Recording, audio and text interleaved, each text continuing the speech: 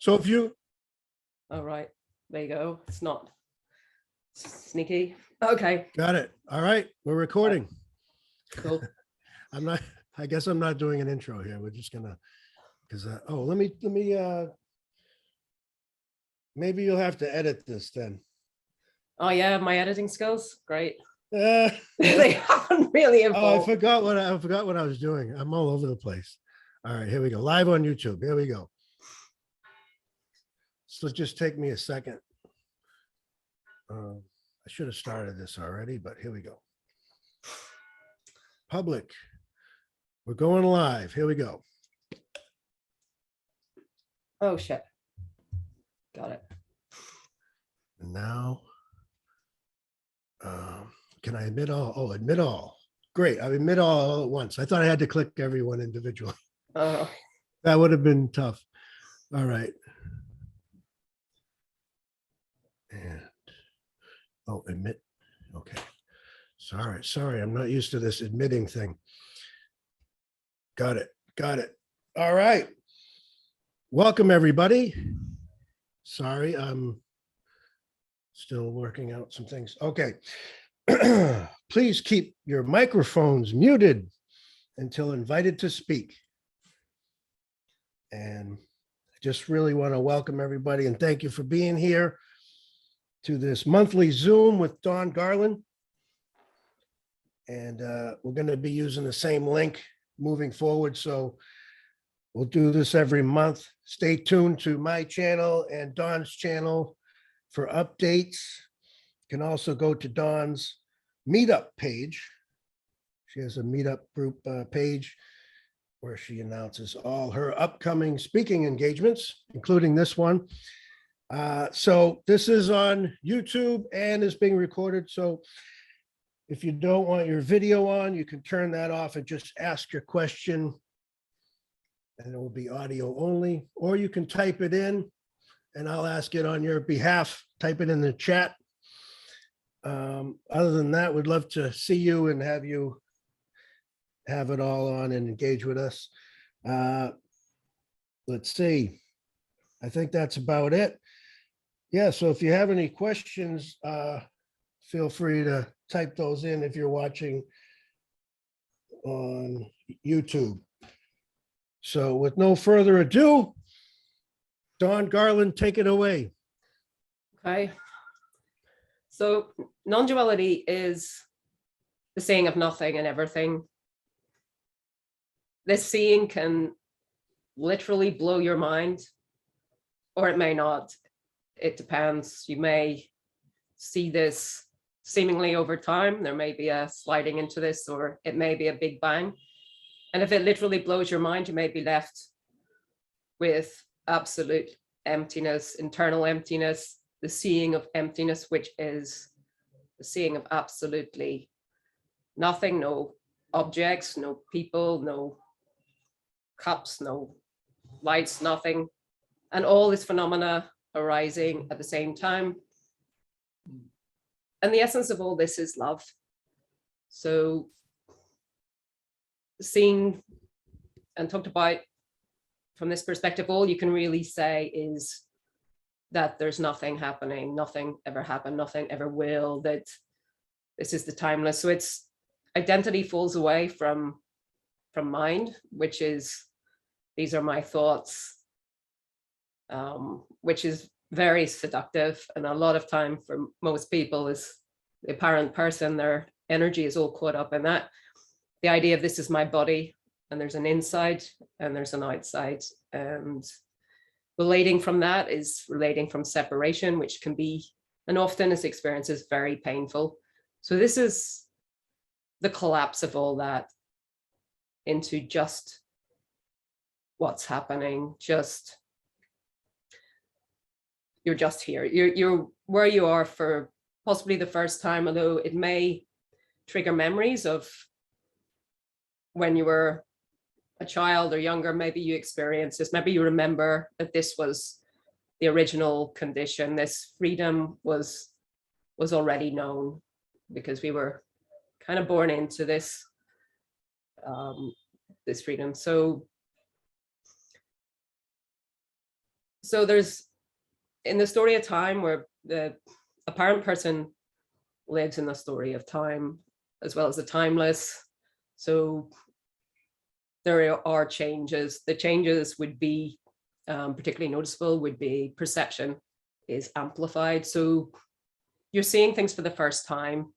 You're seeing everything as it rises without there being anyone there. And that is seeing, that's the seeing of beauty. That's the seeing of stillness. That's the seeing of love. And it's very absorbing. So all that attention that's been caught up in your problems, in my life, in, you know, what's going to happen to me, that all collapses, and there's just this amazing stillness and peace that is indescribable. It's and you'll probably want to soak in that for as long as you can. You know, it beats anything that's gone beforehand. It nullifies any shock value that this stepping into the non-dual seeing you would imagine, you know, the person might imagine, well, that must be really shocking, but it's not. It's suddenly a new life. It's starting over. It's a clean slate. So, and it's beyond words. It's just beyond it's beyond everything. Okay. And so the sense of owning a body, also, that there's a visceral component to this. So the sense of physicality goes, the sense of there being a location goes. So there's no here, there's no there, there's just life unfolding for no one. And that is beautiful. So, and the honeymoon period of this can last a couple of years, maybe. Some people it's last, some people they won't have that, maybe a tool, maybe a few weeks. And people for whom it never goes away, perhaps we never hear of them, perhaps we never see them because they're too busy sitting in a corner somewhere, in some street corner, and or whatever, just totally absorbed. So yeah, and okay, yeah, good show. So yeah, some point you may want to come back into life to do something, because the relative life exists as in goals, desires, loves. Sound is a bit jerky, so I don't know how well it's working. Oh, okay. Is that Richard? Hi, can you?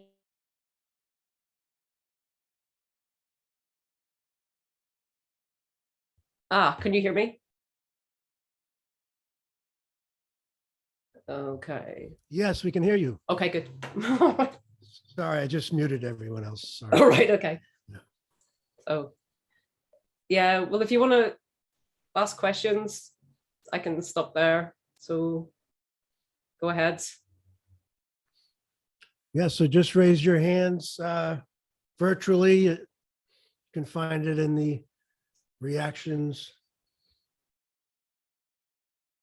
emoji. Oh, we have a question. Go ahead and unmute yourself, Luke.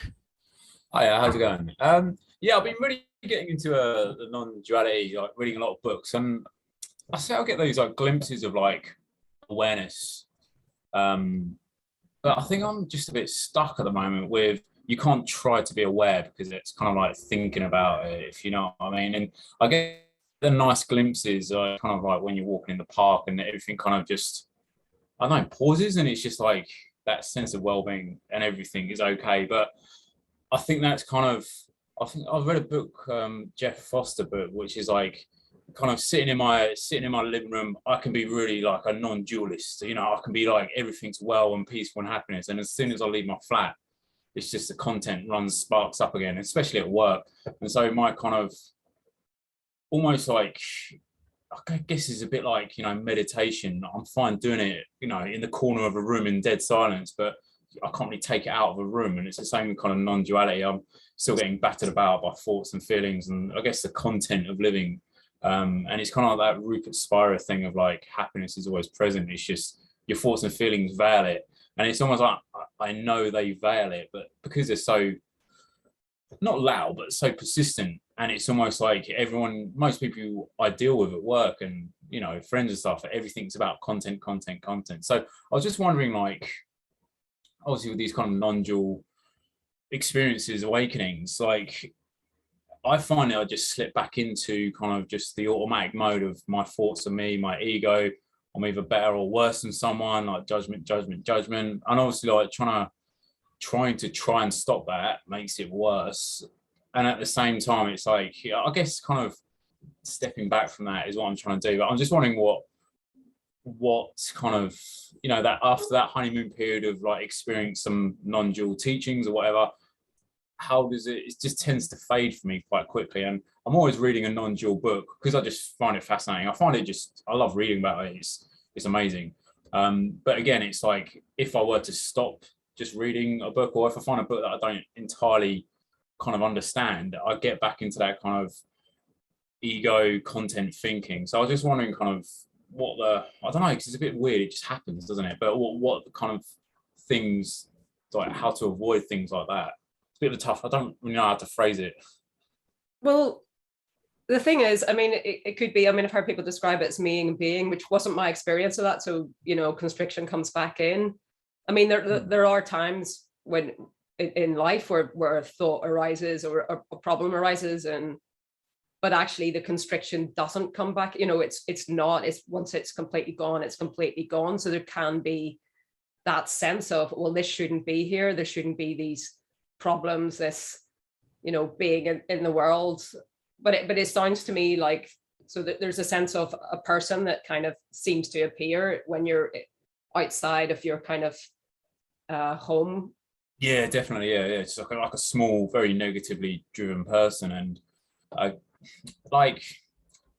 trying to just, I guess, kind of be gentle and kind of, I don't know, because there's two different kind of, from what I read recently of Spira's new book, there's like two different ways of doing it, which is like the I am approach. So anything after I am is not relevant. Like it's just, and it's almost like denying those negative emotions and feelings. Or there's kind of like direct approach of just embracing those negative thoughts and feelings and exploring who they are and what they are.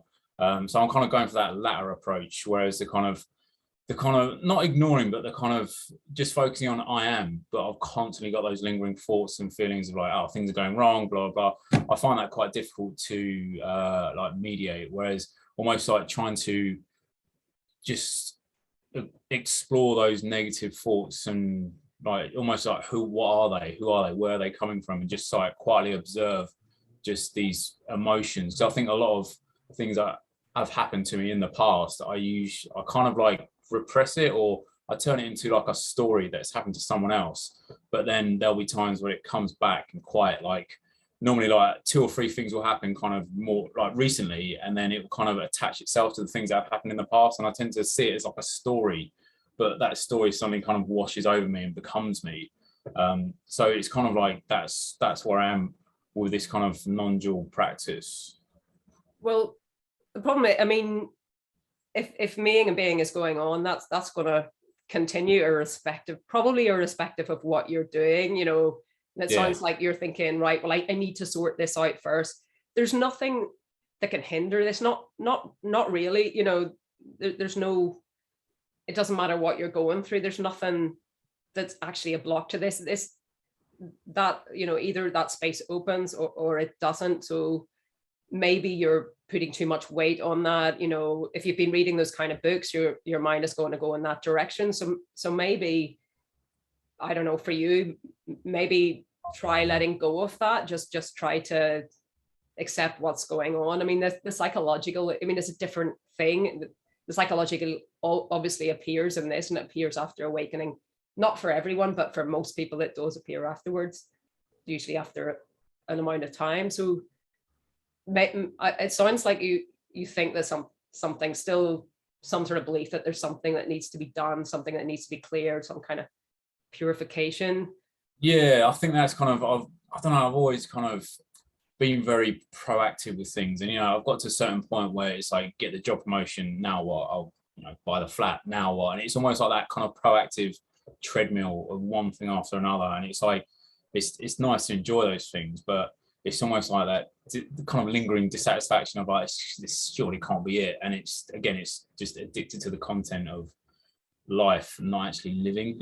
So yeah, I think, yeah, you're right. It's just learning to let it go. But yeah, I'm kind of a bit more aware now of trying not to force the letting go, because then it becomes another layer on top of me trying to I'm trying to proactively let go. Doesn't make sense, doesn't it? You can't try and let go. Yeah, there's no way out of that either. So you know, you kind of have to accept that too.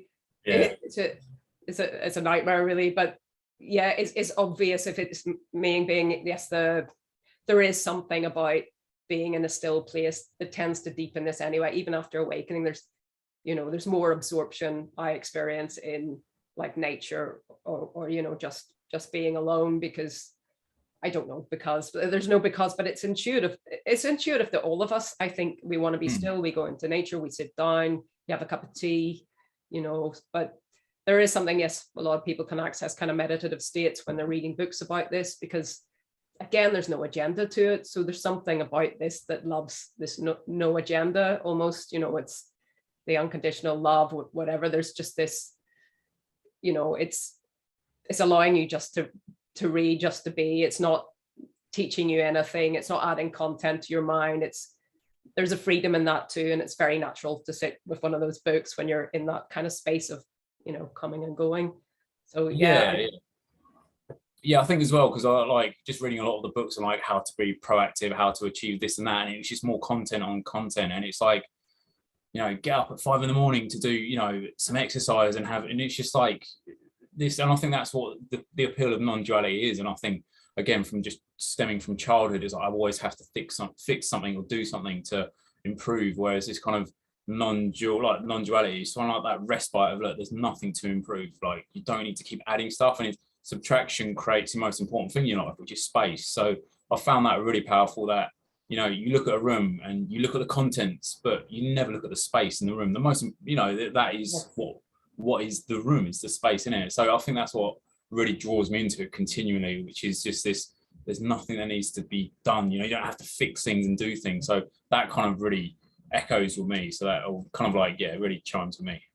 But there's no reason why you have to give up doing stuff either. Do you know what I mean? Yeah. Like, but yeah, it sounds to me like you kind of know this anyway, that it is just a case of if it happens that the constriction kind of goes and it stays, well, there's nothing you can do to just let it happen. Well, although it sounds quite frequent, you're getting it, so so it's a natural kind of expansion when you're on your own. And okay, so yeah, because it's not, here it's kind of not affected in a noisy place or chaos, or it's kind of it's kind of irrelevant in a way, which isn't to say that at times something shit that can happen that can not bring back constriction, but you can get caught up in something momentarily, for sure. Suffering is like that, but it doesn't stick around for the same duration, thank God. No, it's tough. There are no easy answers for that one, but yeah. No, I think what you were saying is, I think my kind of default of just trying to proactively solve this kind of unsettling thoughts or feelings, it's like that just adds more layers on top of it. So it's almost like that kind of letting it go and just allowing it to happen. Again, it's just something that kind of, I can read all these books and it's like, oh great, and it's like, oh amazing, but then like I sort of go into that autopilot survival mode of like, oh well, I've always thought like this in the past, so surely if I keep thinking like this, it will continue my existence, or in some weird way, like I've had negative thinking in the past and it's allowed me to kind of get this far. And I think it's kind of like, again, as you were saying, that letting go of just trying to proactively solve, like the problems are still there and they will happen, but it's not they're not my problems that I need to sort out and it's all my fault.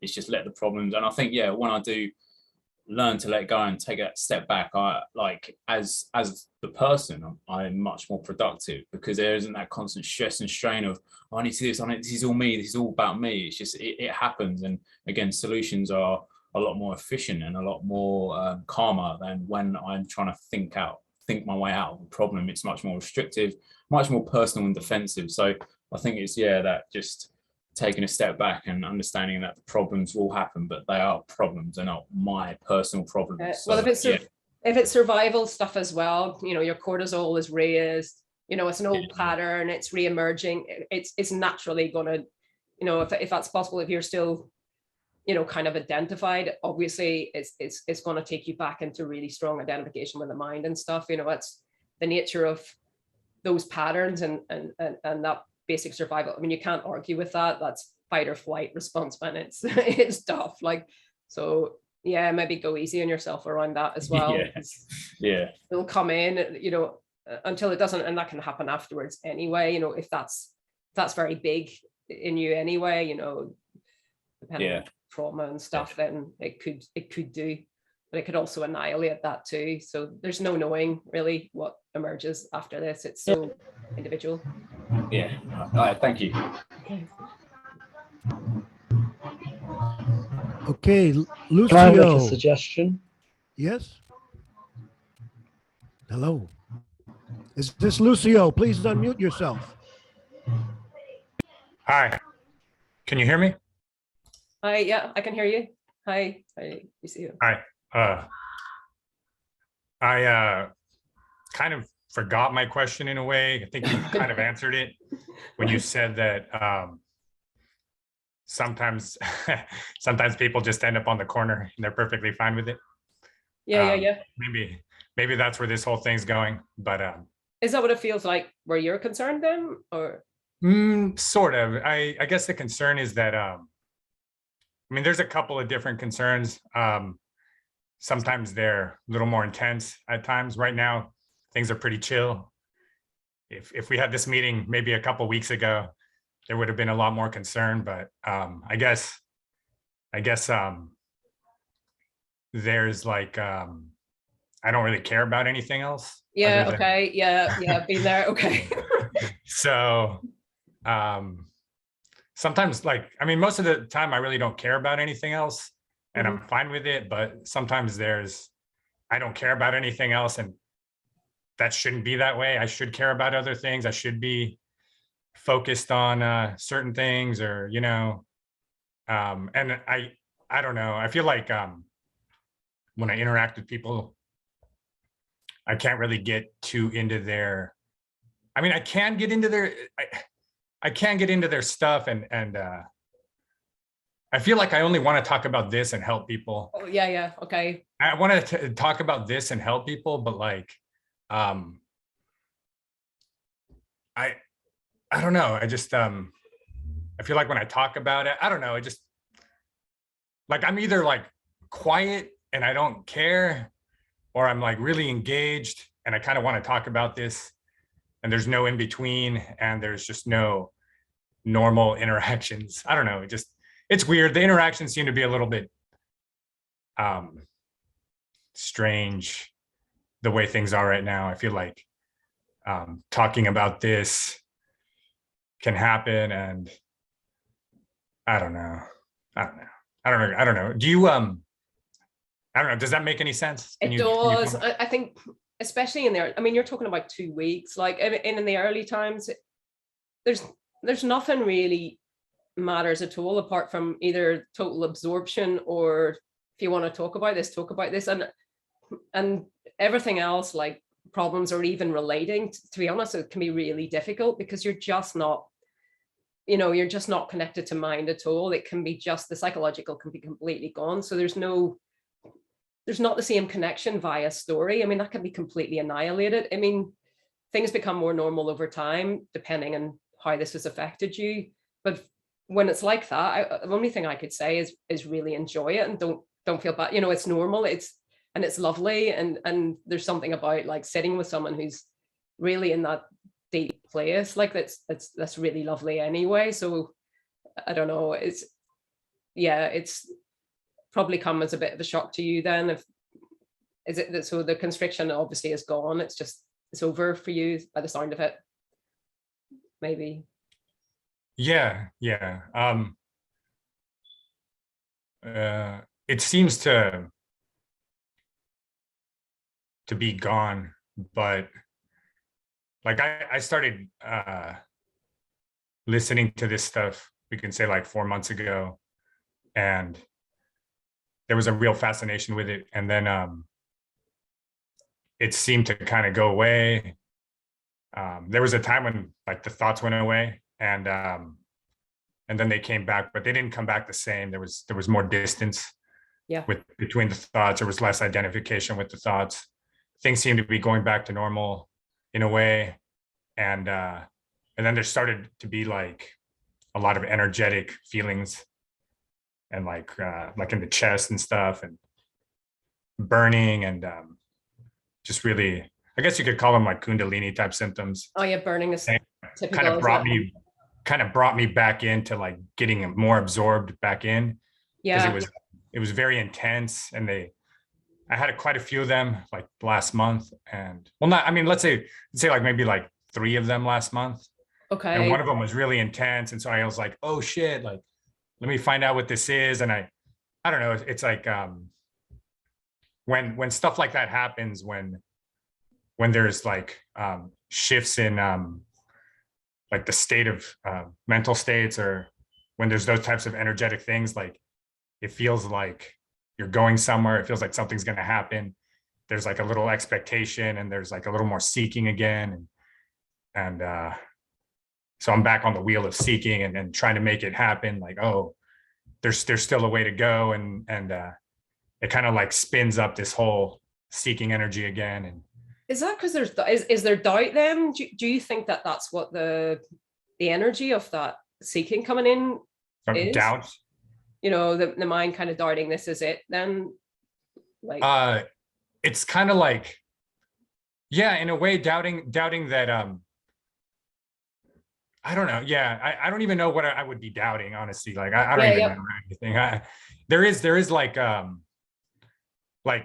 there's something more. Like when I get those, when I get those types of feelings, it's like, oh, something's happening. There's more to go. Oh yeah, okay. There's more path to go, because before I was here and fine, and now this stuff's happening, and it feels good, but it kind of feels bad, and it feels like narratives are just melting away, and it's like, oh shit, I'm getting somewhere. Oh shit, like Right. something great's happening. Let me, and it kind of spins up those expectations and the seeking a little bit. I guess, I don't know.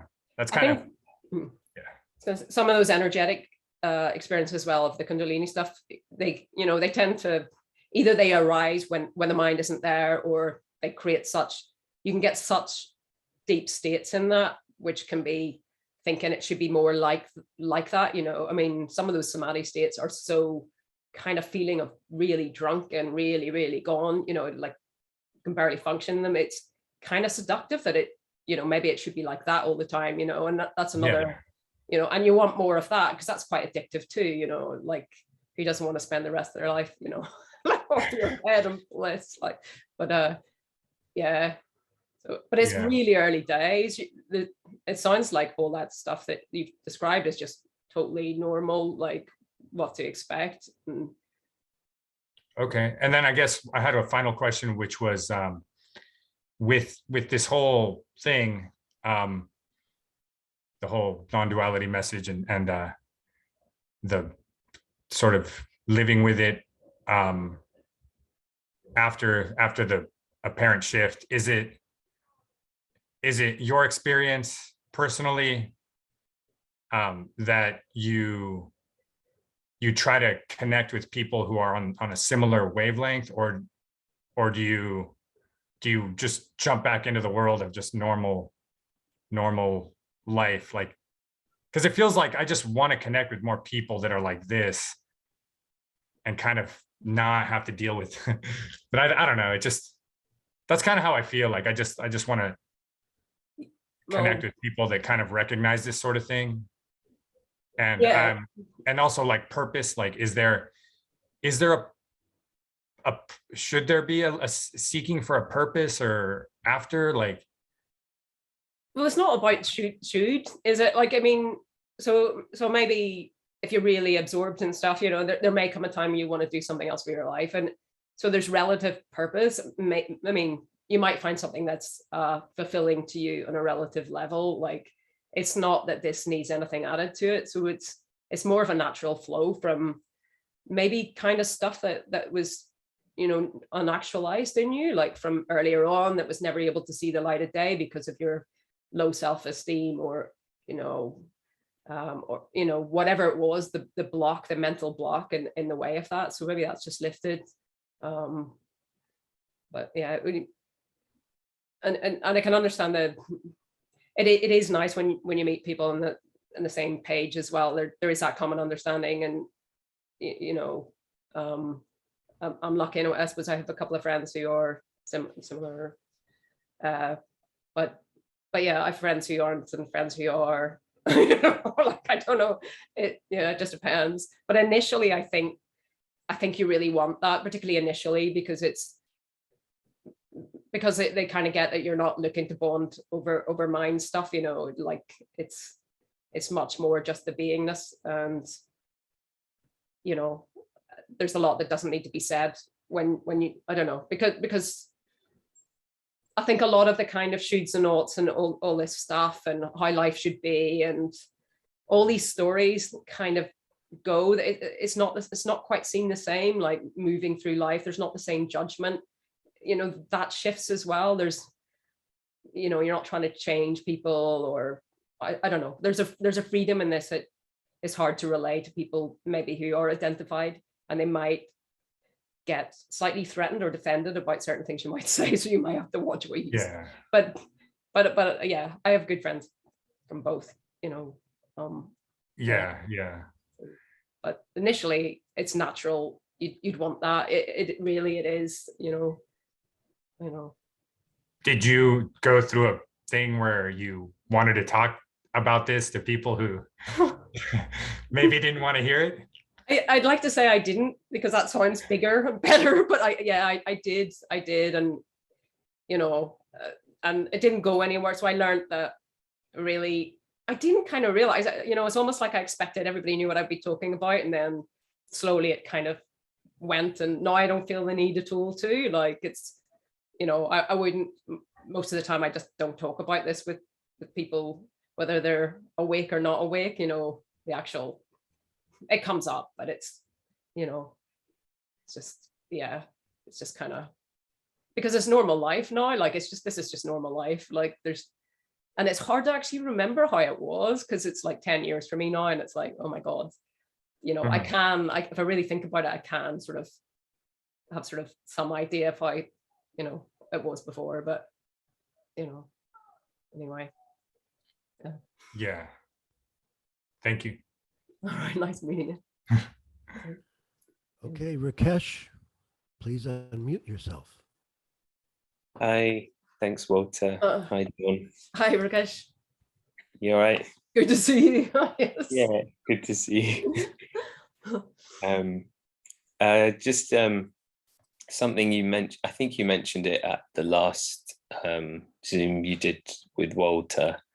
It was, you mentioned something about being surrounded by somebody who knows your wound and then prodding. Could you speak a bit more about that?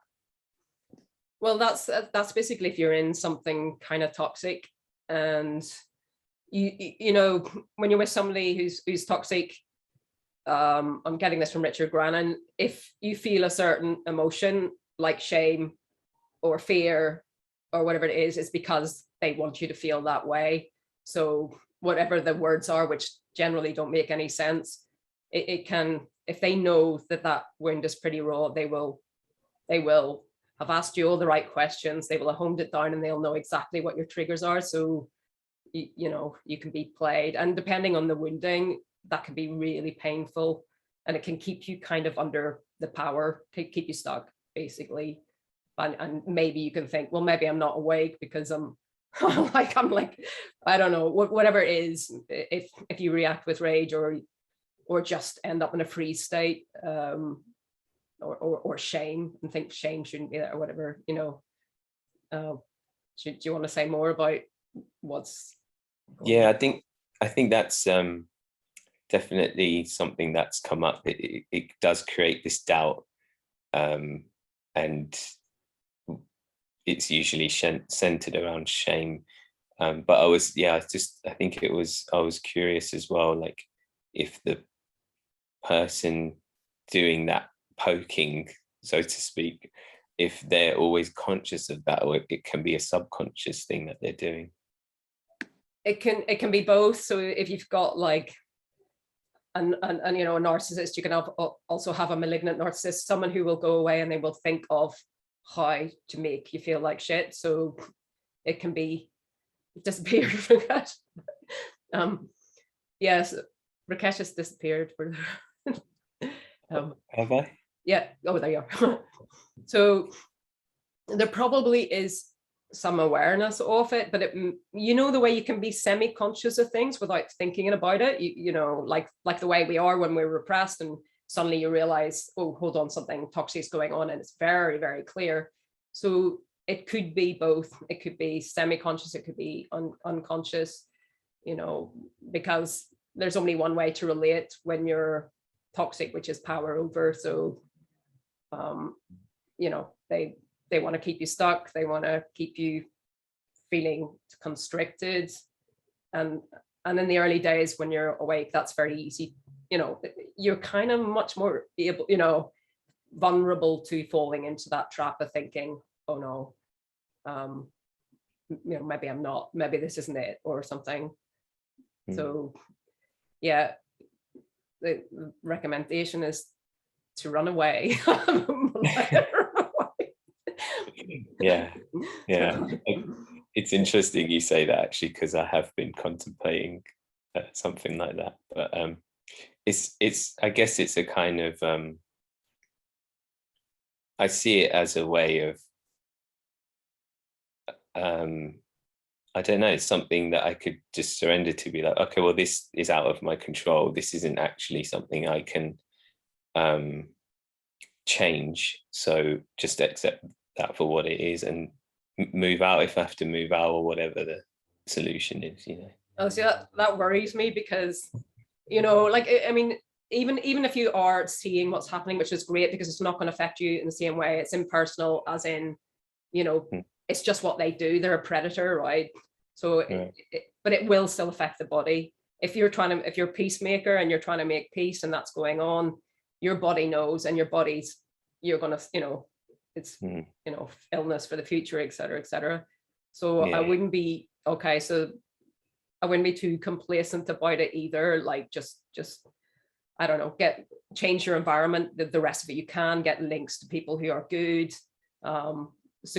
make secure bases outside, and move. It's not always easy because they know how to keep you trapped, that's the thing. So they're very good at that. They create webs that are convoluted as hell. So, you know, but yeah,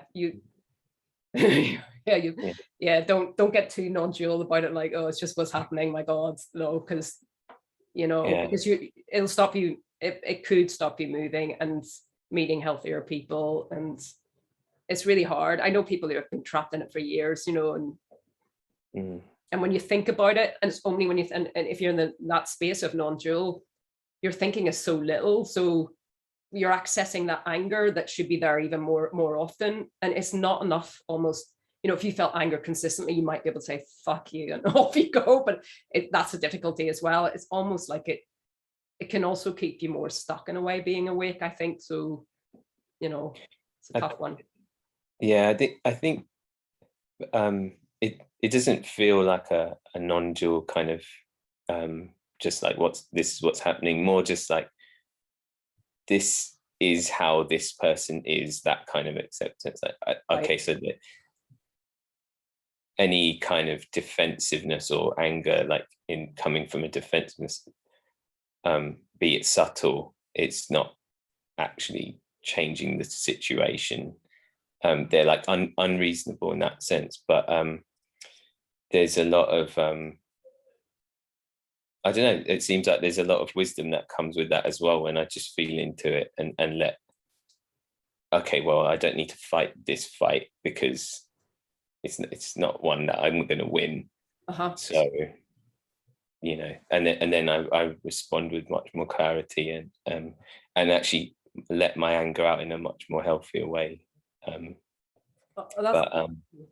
sounds good, because if you fight with them, you're buying into their reality, which is no reality. It is a different reality, and it's a trap, and it's giving validation to that reality, and they will weaponize that and use it against you. I mean, so there's no point, just fucking hit a wall. I don't know, like scream, but don't. Yeah, confrontation is not recommended by anyone who's an expert on that. So yeah, that's exactly. Yeah, that's exactly how it feels like. It feels like it is a trap, and it's like a piece of bait being dangled. But then if I go away and like punch the shit out of my bed, for example, it lets it out. Do you know what I mean? And then actually some wisdom comes and some clarity, and then I'm like, oh, okay, and I can speak to them afterwards. And there's be a temporary resolution. It's temporary resolution, but it's something, you know. But they will know to get you, just as you're on the point of leaving with love, they will get you with that, you know, so you're trauma bonded too, because that'll be your pattern. So it's very, very difficult, you know. They know, they'll give you a few crumbs and you'll I don't know, be okay for a while. And makes sense. Cool. Yeah, doesn't surprise me. Sorry? Well, it's just, yeah, it happens to the nicest people. Like, it's just so awful. I hate to see it, you know. I hate to see that, you know. But anyway, there's a lot of it out there. Anyway, good luck. No. Thank you. Good to see you again. Yeah, good to see you. See you soon. Bye. Bye.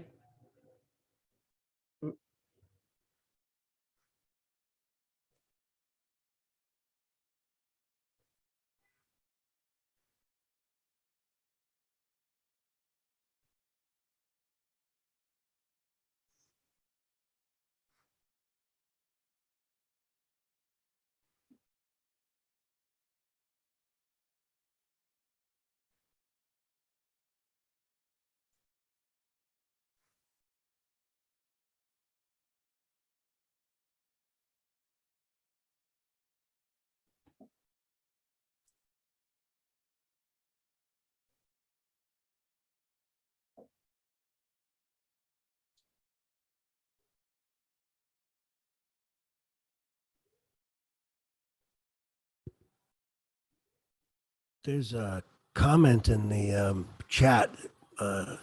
It just says, it's from Youssef. You can care or you cannot. Everything just arises for no one without any position. It is impersonal. Yeah, well, that's true. Yeah, there's no one thinking any of these thoughts. Caring arises or caring doesn't arise. Yeah. Yeah, whatever arises. But yeah, I don't know.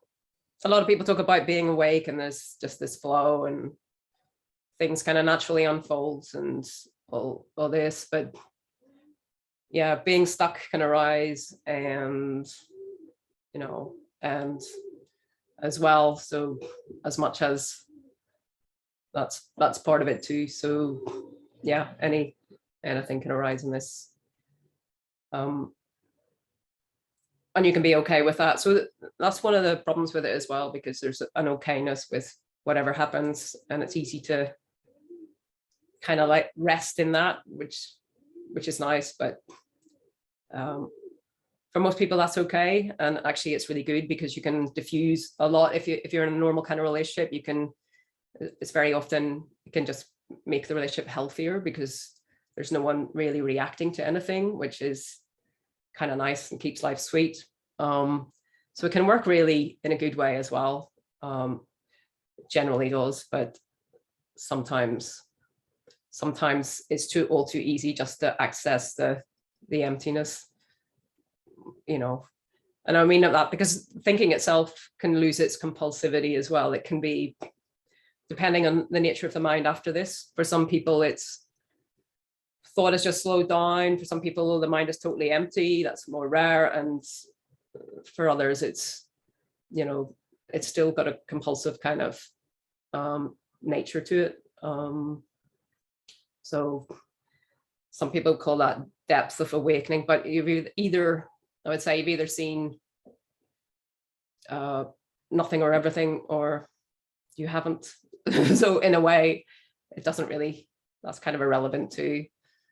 But yeah, but the body is kind of like a time machine in a way. So even if the mind isn't operating, the body is kind of aware of what's going on. It's aware of, you know, stuff that's happened and whatever. The story is in the body too. So it's, you know, there's kind of no escaping that. That's what appears in emptiness, empty fullness. So, you know, but if you don't care about that, that's good. And if you do, you do. So again, that's just arising in nothing for no one. So and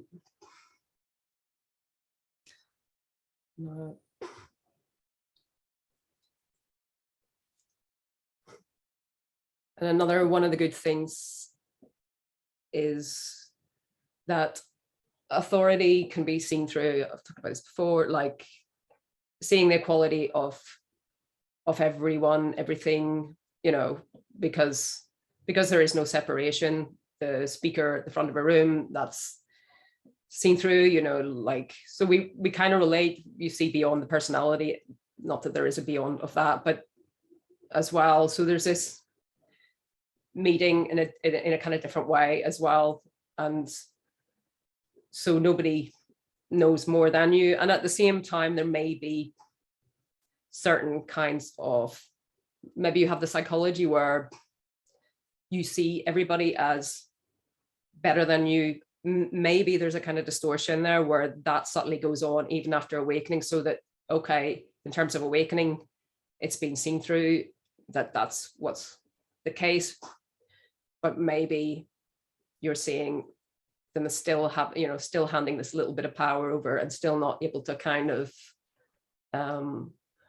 own this in the sense of being able to express it, being able to know it within yourself. The doubts might continue until you've kind of found a way of, I don't know, articulating this for yourself. So that can be really useful as well for people. But it's hard to argue with the visceral aspect of this, because the lightness of being is just very intense. It just feels like empty space. That's how it's experienced here. It's just like there's just nothing here. Basically, that's what the experience is. And sometimes that's easier to be seen. Like if you've never read a book on non-duality, then you kind of know what you thought about it maybe at the time. So my own seeing of emptiness, because sometimes this happens in two different ways. My own seeing of emptiness, I hadn't a clue what that was. So I knew that there was no one here, but I just thought that must be pathological. I knew that I wasn't the mind, and I knew that I wasn't the body, and that the body wasn't there. So it's interesting if you have that perspective prior to reading these books and then kind of recognize it through that rather than the books first, because it's kind of like, in a way, it gives you a little bit more kind of clarity on what the hell is going on, because that can be difficult to figure out for some people. Yeah, so. Alejandra, please unmute yourself. Okay, hello. Hi. Hi, Dawn. Yeah, we met before, but somehow your meeting didn't go on because of a problem with electricity. Oh, so- yes, that's right. I remember Yeah. why, yes, I do. We carried on, so it was a very interesting meeting, although you weren't there. But No. so nice to see you again. Yeah, And, good to see you. Thank you. So yeah, when it happened to me, and it happened, I wanted to talk about what you just said. It happened in December last year, so not that long ago, actually. Okay. After a very shocking, dramatic experience. So it was like a slap in the face, like, oh wow, and I was so happy afterwards. Right. Okay. So no, so I can explain that, but maybe it's boring and long. So no, what I did want to say is, because I hadn't read any books or anything about non-duality before, Right. I didn't know what was happening to me. So it's like, it feels very genuine, because then I had a meeting, a personal private meeting with Richard, because then I read his book, and it's like, oh, I need to talk to you. Oh, right. Okay. So I was telling him things that, because I hadn't read about it, or maybe I hadn't stopped much about those things in his book or anywhere else. It was like, hey, you're like a textbook awakened. So and you feel more like, I don't know how would it be if that wasn't the case, but I feel all what you are saying, it makes sense. And I remember feeling things like, I'm crazy, I'm going crazy, I'm literally losing my mind, because my mind is not there. Yes. Yes. I'm not there. I want to shake people and tell them, wake up, but you won't wake up from here. It's not like Matrix. You're going to wake up and see what's outside of Matrix. You're still going to be in Matrix, knowing that it's Matrix, but wake up. Okay. And at the same time, it's like there's no point, because they're not there. So that still gives me some. Oh, sorry, those are my dogs. Right. Okay. It's all right. That's the first conflict I feel like trying to get, not to tell people still, but I learned the hard way not to. Right. Yeah. Yeah. My best friend still thinks I need therapy, and that I'm depressed. Oh, And no. Oh, really? Yes, Oh, because this thing is because a very, very good friend of mine passed in a very dramatic way. He fell from a cliff, and well, it was. Is this the event that preceded the awakening then? Yes. Oh, yes. my God. Okay. Yeah, awful. Someone I was very close to, and like the brother from another mother or something. And this kid, this boy, was just very 10 years younger than me, and he fell from a cliff. And the next day, I went to another friend, a yogi friend, and I felt like going to her and say, "Listen, this happened to me." I was devastated, obviously, and she said, "Yeah, I'm gonna do some Reiki on you." It's like, I was hoping a cup of tea, but okay, Right. do your thing, and I'll pretend that you are helping me. And then it happened. She still thinks it's because of the Reiki. Oh, no. Oh, talk about. Yeah, she went to a week now of getting more into that, because she thinks she has to. Well, Yeah, good for her. Good for her. yeah. It's like, yeah, that was, it wasn't her, poor thing. But in that moment, I got up from that session, whatever. She wasn't there, I wasn't there, laughing and crying, and like, yeah, it's okay. I hugged her. It's like, yeah, all right, it's okay, thank you. I'm fine. So still, my human, which is what I call, or what I used to call before the books, the apparent person, I called it my human. Right. Okay. She still was sad about it sometimes, but it was like a stab, or like a memory or something. Someone says it reminds you of someone, he said that, but he wasn't there, and yet he was, and he was me, and I was him, and I was no one, and it was like everything. It was like a fusion of everything. Okay. And it makes sense. Like, Yeah, everything. it does. Okay. I can't explain. I can't even. Yeah, and sorry, I'm Spanish, so my English is just awful. So, and that was the first love thing. Like, wow, it's everywhere, and I was so happy because of that. Now I find it difficult to get that love feeling back. I feel more the emptiness rather than I know I felt it, and I know all the things the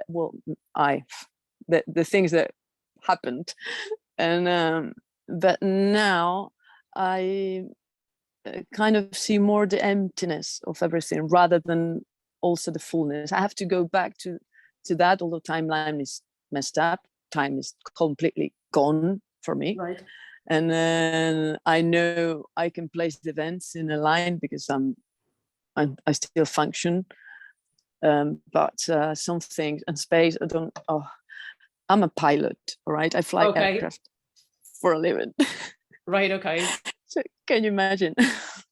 Yeah. London doesn't exist, guys. And then I am there. Right. It's like I play with perception, like I'm lifting off and the earth is turning, the earth that I have in my mind, and the place could be anywhere. It just takes time, but again, means nothing to me. And then I'm there. Yeah. So that again is very confusing for me. And I find difficulties on make them coexist with the fact that I know it's an illusion. Still have to go to work and take people from A to B and convincing them there's an A and there's a B. And the last thing I wanted to say, and to see if it makes sense also, is one of these trips I went to the Caribbean. Yeah, I know. And it was a very it was a small island, it was a port for yachts and private jets that would take you from there to somewhere else. So it was a very fake like marina thing. So you had the sea and the beach and the marina, and it was so for 15 days, every day was the same. And every day I had the feeling that it wasn't the next day or the day before something else. It was every day was brand new, although I remembered something, but it can't be rebuilt as it is right now. So it can't be existing. It doesn't make sense, I know. But I am, how can I put it? It's like, it can't be true. But it was rather than a slap, like the first slap on the face, it was more recent, more elaborated, but not me thinking it, more constant, more there, present, more present. It's kind of ramped up, that aspect of things, the timeless. Then it's just it sounds like, and the love seems to have diminished somehow, or you expected it, because I mean the intensity of that can shift for sure. I mean it can be rapid, and it can, you know, for me it changes all the time. That, you know, initially it's really, really intense, and is there a sense of any kind of constriction? I mean, it doesn't sound like that at all. It sounds like, is there doubt? I mean, from what you're saying, I imagine you've come on, there's doubts around this then somehow, like in spite of already? No, sometimes I forget and I let my human be more present. Okay. Or I can sometimes I play with that, like just get back to, you know, you're human, and but I can't stay there for that long. And it's not like I'm going away. How can I put it? It's like different layers of it. Right. I can stay in the small one, which is my human living his tiny life, thinking that there's a life and a line and a time and a space, or I can be less on be less than that. But so no, it's just the love I felt, the everything, and I'm saying this without when I said that to my friend, so I have a witness of that, because I said it's all love, laughing and very happy and very that it's the thing that faded the most. Okay. And I have the rest. I know exactly what happens when we die. And if all of it went away, that it's not that I know where we're going, but I don't need to know. I know what it is.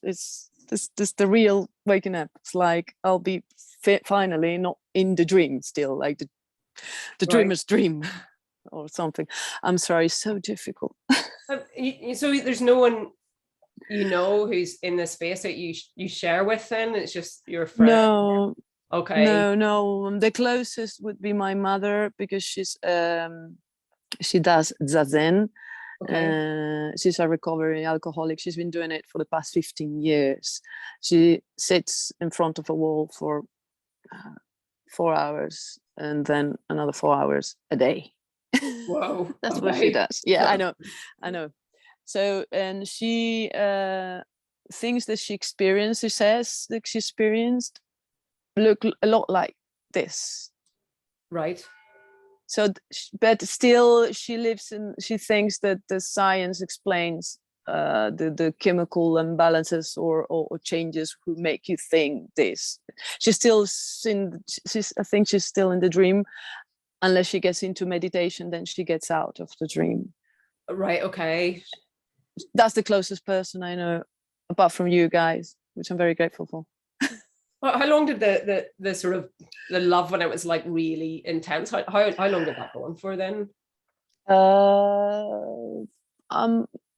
The strongest was for days, like I'm gonna say a week or so. Okay.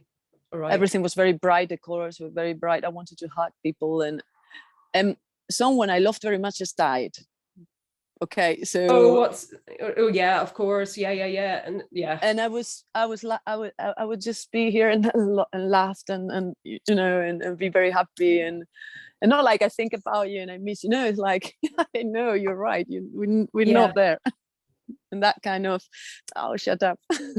Yeah, it's quite common. Shock is a common in the story of before. Like it is grief and shock, and of course, yeah, it's gonna go in that. So and now, like that loss of your, I mean, does it come back? Is there any remnant of that at all, or is there any sense of connection with him, or is that just kind of before the real snap or slap, or there was this fusion where I knew I was him. Oh, okay, right, okay, yeah, I think you mentioned that wasn't quite clear. Okay, yeah. And I had this sort of conflict, like, well, I have a husband and a daughter, and why am I feeling so devastated about another man dying or something? But then I realized, well, but he's my husband too. Right, okay. And my daughter, I mean, this sounds so crazy. We were all the same, exactly the same thing. So that's why love made sense, because those people that were the beginning of the big, all the same thing, were the people I loved the most. Okay, that sounds amazing. Myself, my husband, my friend, my daughter, and then family, and then everything, and then nothing. The slap came when I wasn't there to feel the slap. Yeah, okay. So you think you basically I mean, a lot of people, it just calms down and it just doesn't come back to that what it was before. It's just different in every case. And I guess I don't get the sense you're even looking for reassurance. It's just a sense of frustration. In the love thing, and still find sometimes difficult the empathy towards other people, because I don't feel it's important. I know it's important to them. Like it would be very important to me if something happened to my family. Still, when something is happening, I have this moment of there's nothing you can do about it. So it's in that is because I heard you mentioning that you feel more the things, I'm not going to say real, but the not the second-hand feelings, the compassion, and that I had it a lot in the beginning. I pitied everyone because they didn't know that they weren't anyone. Now I don't have, and I hope it's not some sort of detachment from that. Okay. From I'm like, am I falling into some pathology together with my awakening? Is my friend right? Right. The thing was that, like, I mean, yes, the empathy, I mean, I would say I mean, it expresses itself. I mean, when your friend tells you something, I take it you respond. You know, I I don't know how like, to. yeah, you know how to respond, and because it's kind of like what you do with that, and you know, hearing and how you know, you're not just sitting there and somebody says something and letting it drop, right? You know, so maybe you know, I mean, I don't know, like here it's just known that everything's okay, like deep down everything's okay. So sometimes maybe the desire to help was there more strongly before, like, and it's kind of, sometimes I'll leave something that I may have done something with before, maybe help someone, you know, there's not that kind of same impulse, but now I kind of know, like, yeah, it's there in what you say, how you respond, and hearing someone listening. I mean, it's what you do. It's not necessarily a feeling, you know. It doesn't have to be a certain way. It sounds like, is that, or did you just say there's there's no one here, there's no problem? I don't know. Maybe. Yeah. Okay. And just the last thing, could it be also because some of the shift or that shift you talk about, I don't feel it that much. I think I was half awake already. Right. Okay. So okay. So I think some of the things, they're so familiar still. There's not there is a before and after. Right. Okay. Yeah. Okay. But I go back to the things that I thought weren't healthy for me before. Now I recognize them as that beginning of awakening. Like I needed the push. Okay. So you recognize, I mean, how were you around your peers beforehand? Can you see that, like, that partial awakening, did it affect your relationships beforehand? Yeah, it did sometimes. I had the feeling that I wasn't that that didn't exist that much for others. There was something else or nothing else, and but it wasn't the. I did my path in yoga and in spirituality, meditation and meditation. Now I do it when I need to stretch, because now I'm very good at yoga.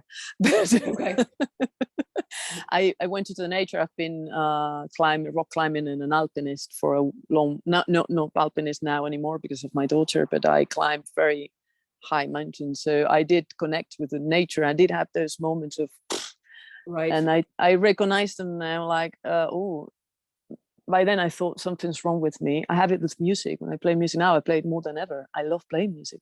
I totally, completely disappear. I think music has something to do with like a language of something else, of vibration, or it belongs to a different world. But well, that's a very romantic thought of mine. But is it possible then that you are half awake and just the push takes you where you kind of dreamt you were already? Yeah, I mean, I've heard it that way before as well, and also if it's the emptiness before, but also it, you know, it can kind of be there before, and then like in the experience or the shift, if you like, is so powerful that it can be seen. But yeah, so there's before and after, but yeah, before was kind of it too, and then but you know, obviously there's no beginning and end to this, but yeah, it can be seen, and I've heard that. I mean, and if you've known nothing else, you know, it's not being reflected back to you. You probably didn't feel quite part of your peer group in the same way. Maybe your responses were slightly different. Before it was more like I thought that sort of energy in the group, yogi energy was, but you always knew it wasn't there. You just tried to fit. It sounded like it, and it's almost I tried Zazen because it's all, but it's not. So I pretend most of the time, all the time. That's difficult as because well. I want to be in the group. My human wants to be liked and loved, and still my human's still there. I can't get rid of it. I don't want to get rid of it. But it sounds like you're quite isolated with it as well, though. Like, you know, which must be difficult to, like, you know, not being able to talk to people. You kind of it is very much. My husband is a scientist, is a PhD in physics. go and try.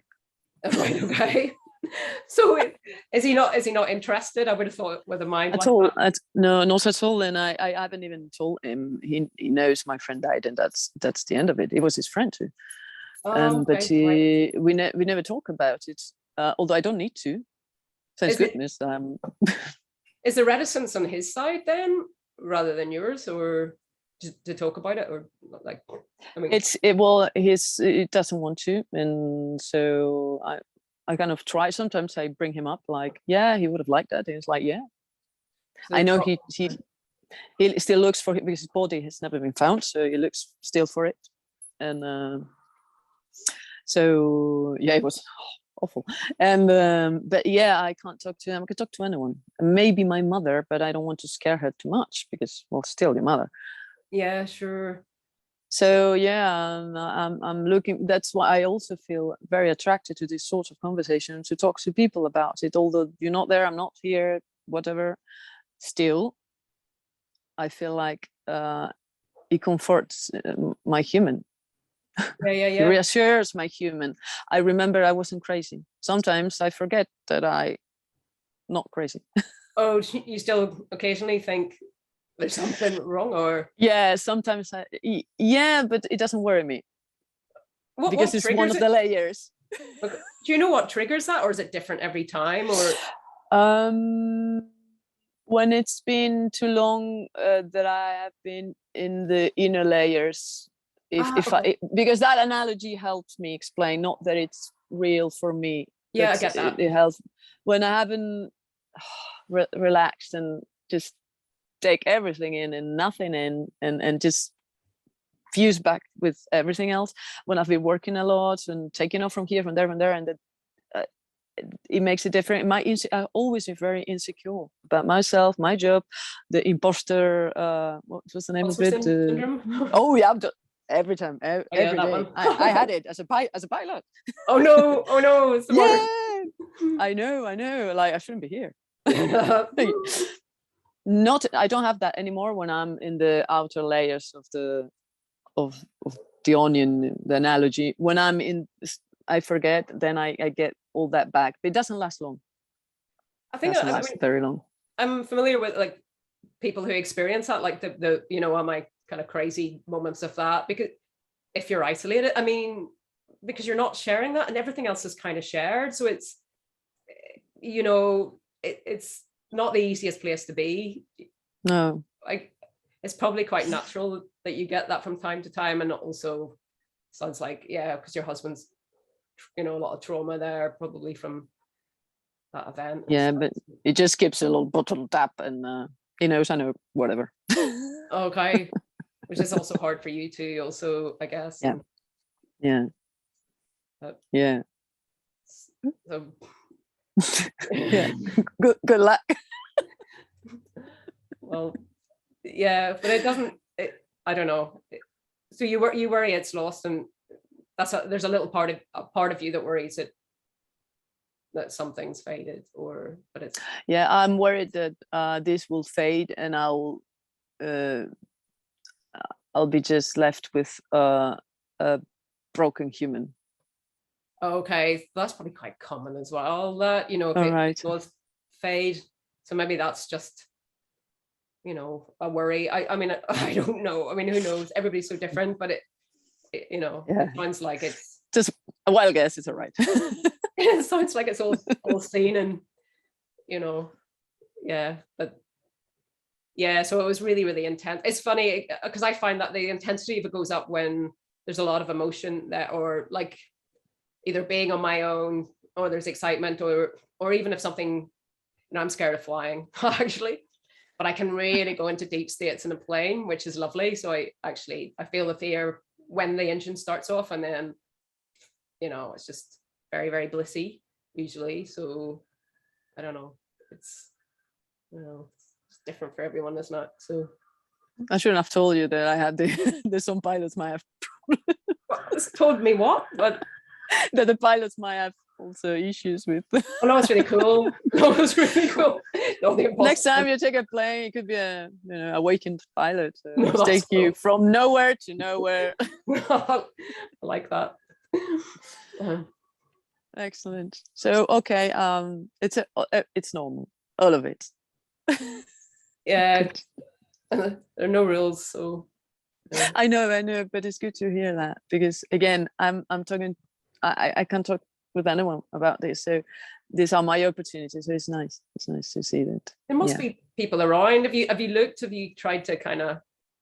Not really. It felt because you never know when you approach the only way to do that would be with the social media.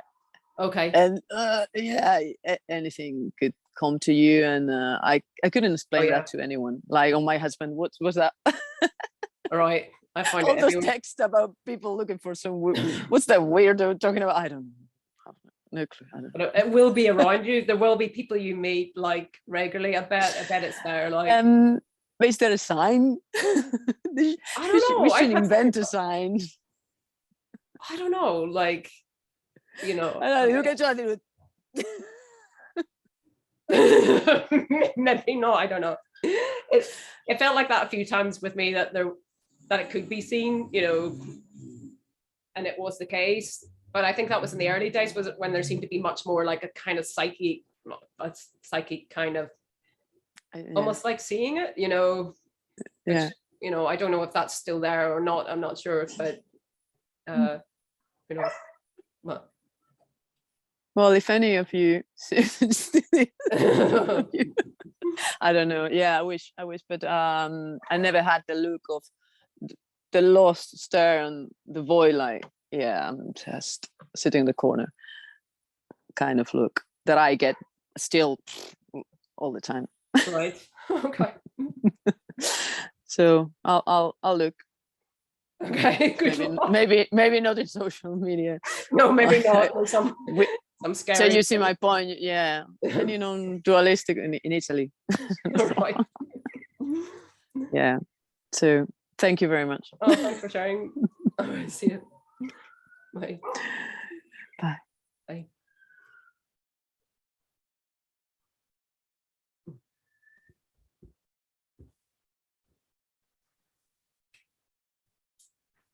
I have a comment here from YouTube. It says, I have been with a light for 10 years now. I woke up one morning 10 years ago and was told one thing, listen. So I hear the light, which has allowed me to work with the outer light. And that's from Roger. The light. Well, that's not a lot of information. I mean, so the light, I mean, I don't know. I need to know more to even comment on that, because it could be an experience of the light being the inner light and a voice appearing, or whether that's awakening or a kundalini. I wouldn't know without knowing anything else, because that can happen. But so yeah. But yeah, experiences of light often accompany awakening. Sometimes they do, sometimes they don't. But they also accompany experiences, and they're also part of Kundalini process. You can have a process with light or a process that's just purely energetic, and that can include voices or just even images of words appearing in light, depending. So I don't know. Anyway, yeah, nice. Sounds good. And the light can feel very good as well. That for sure. Yeah.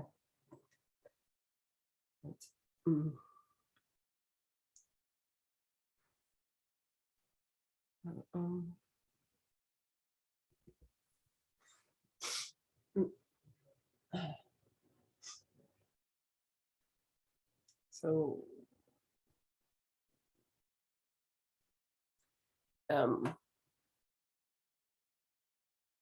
so yeah, everyone experiences this quite differently. Like I say, some people, certain things can really ramp up at certain times. Experiences can appear. There can be illuminations of before this, that give the kind of insight into aspects of this that are beyond the mind also, which is interesting. They're called illuminations. And those can happen after awakening too. Well, maybe not like that, but you can, yeah, where seeing is knowing or other experiences. It depends. Some people get absolutely nothing in terms of energetic stuff. It's just the seeing of nothing and everything, or else just sliding into this, in which case it's harder to identify it sometimes. But yeah, it's just nothing and everything. So you can just say there's nothing happening and leave it at that. But the person continues to live, and there's a life that is owned by no one that continues. And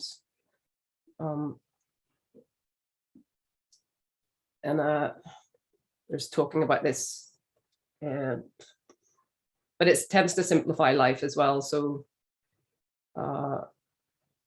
it makes life easier in terms of that. Things are seen for what they are, and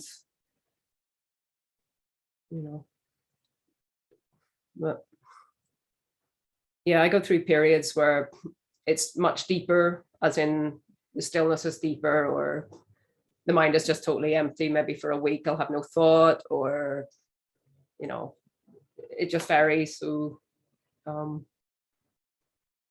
depends.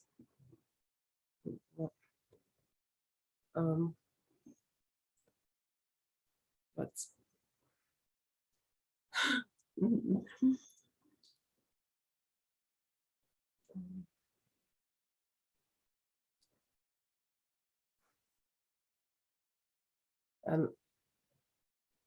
but yeah, it can cause problems with sleep as well. That was one I really struggled with, was after awakening, because of all that seeming energy that was mind was just bliss. I don't know. It's just, yeah, I found sleep impossible, which was annoying and blissful at the same time, because all this stuff is so paradoxical.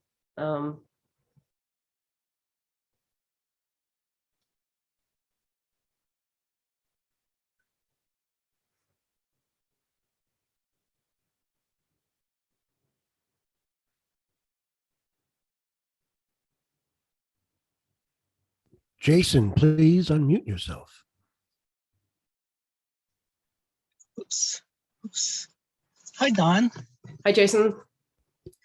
Hey, I have so many things I want to say, but I'm curious. I have a question about the energy and about the Kundalini, Okay. because that's described as like coiled at the base of the spine, right? It's contracted energy, but Yeah. then the sense of self has also been described as contracted energy in the body, Yeah. right? Do you think that's the same? Is it different? How does that work?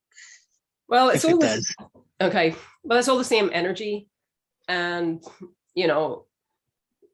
okay. So I mean, constricted. It's calling the self kind of constricted when there's identification. I mean, it's just a way of describing the idea of feeling like yourself. The energy at the base of the spine. I mean, that's okay. So that's in all the literature on Kundalini, isn't it? And it tends to be that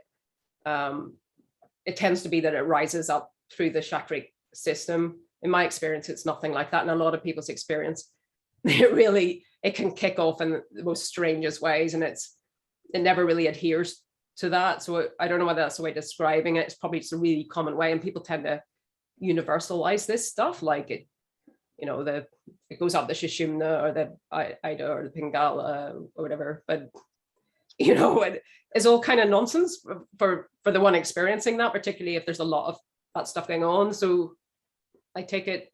So what's happening for you then with the energetic stuff? Well, the energetics started maybe 10 years ago or something. And Right. It was really strong when it first happened. When it first came out, I would have like a daily episode of like Kriyas and the hand mudras. That still happens once in a while. Okay. Mostly that, some sensations in the body, occasionally bliss or crying or empty, just emptiness inside. Not Right. like the universal emptiness, but just kind of an empty mind, I guess. Okay. But that's diminished over time. And it still happens every once in a while.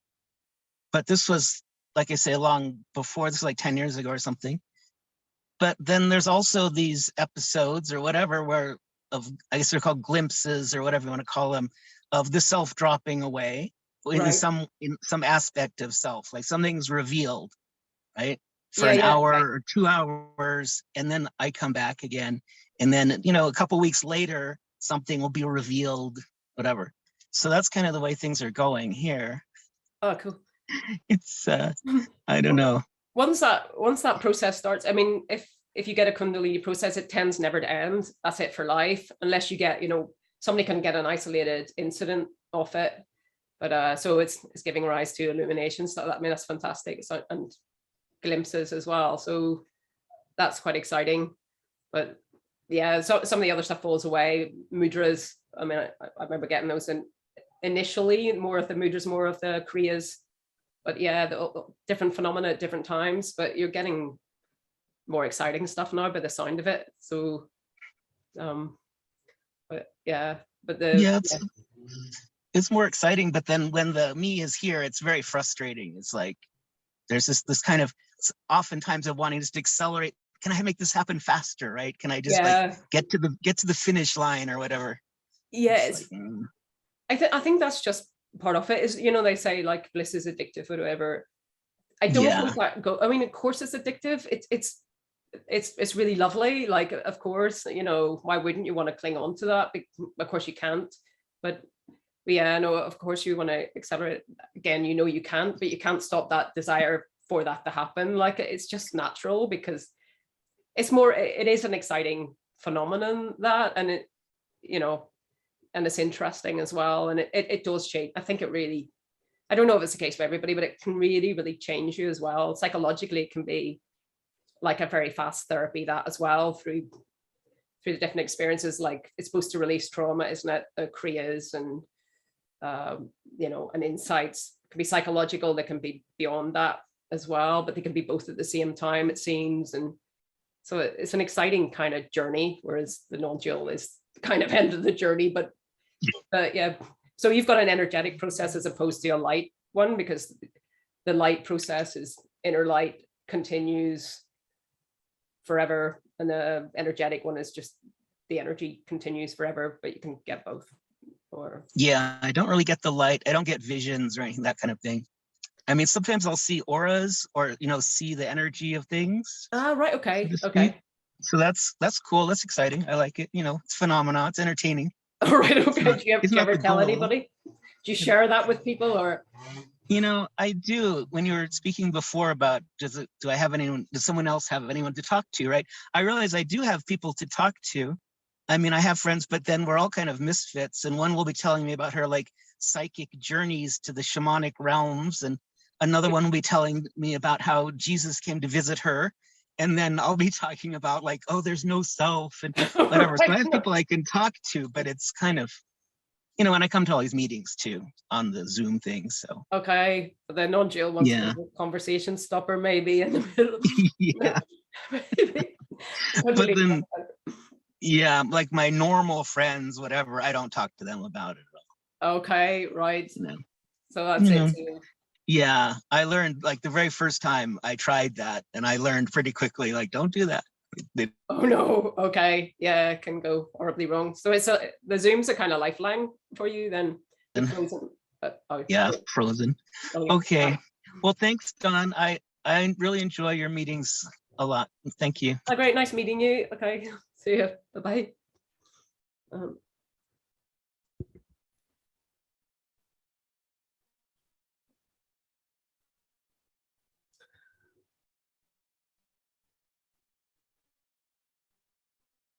I got some more from Roger here in YouTube land. Okay. Let's see.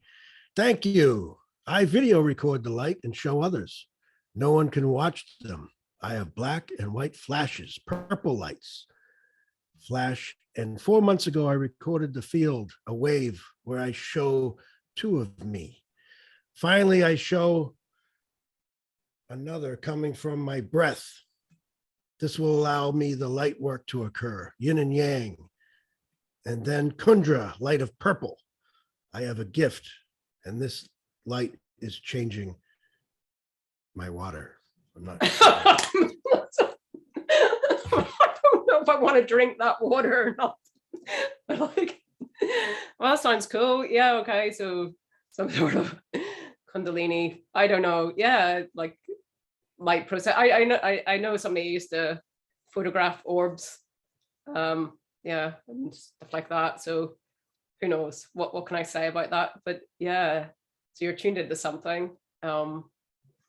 Yeah, sounds good. I don't know what else to add to that. Yeah, so good. Yeah, the photographs. I think you might meet with a bit of skepticism with the photographs. It's not.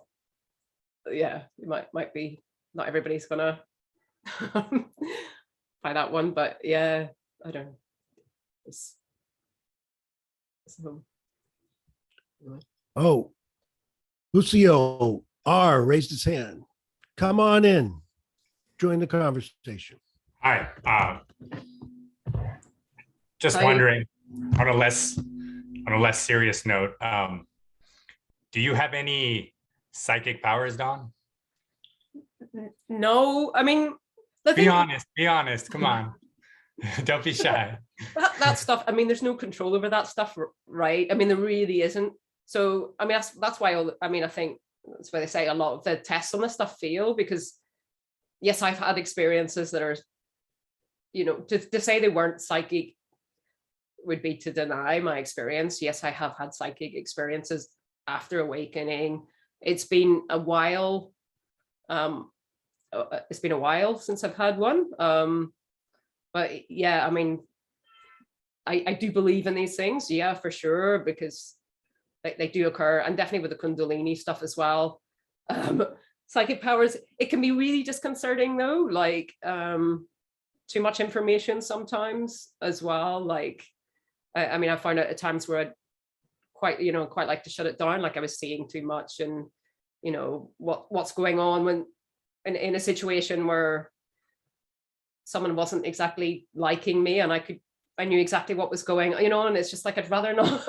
I'd rather not. Can I just switch this off, please? Or, but yeah, but spontaneous. Yeah, I've had a fair few of those. They're quite common, especially after NDEs. People get them. It's part. It's a given. It's actually a given, and I don't. I get that. It's just natural. Why, have you ever had any? Have you? No, I don't know. I don't think so. I do. There has been some weird synchronicities that kind of feel like they're, I don't know. There has been some weird synchronicities, but I don't think that, I feel like I can just kind of sense where people are just by the way they speak. Like when people speak, they really just dump everything, all their preconceived programming. Like if you're sensitive, you can catch it. Yeah, that's right. And I mean? you can really dull that down, and once you get back in tune with that, that's really powerful. I mean, you could call it intuition, but it's beyond that. Like, I think you can tell a lot. I mean, it's almost too much information as well. That voice, eyes, like there's so much. And I used to kind of doubt that, and it actually always landed me in trouble when I did doubt it. So, but most people don't see that. So I've noticed that if I make a comment or something and somebody doesn't get that, then I kind of wish I'd shut my mouth, because,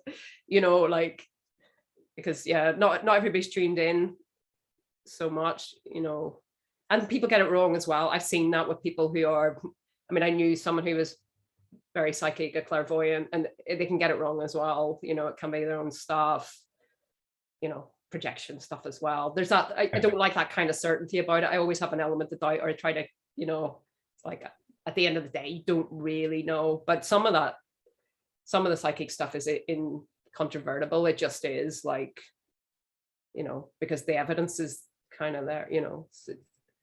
It's interesting, and the synchronicities that a lot of people can identify with. There is something about, I don't know, certain times of life, a certain amount of intensity, either around awakening or an intense time in life where events tend to align, and it's just, you could dismiss it, you could minimize it, but it's, what can you say about it? But it's just, it's very mysterious, and anybody can explain it away. Of course, the rational mind tends to do that, doesn't it? So you're kind of left with this stuff, and you kind of, but yeah, I get that at certain periods as well, and I think a lot of us do. And it's anything you want to share, any synchronicity stuff, or No, not really. Not that I really want to share. I would just say that there seems, and it's been going on for a while, because I think I probably had an awakening like in my early teens and then in my late teens, but I had no idea what it was.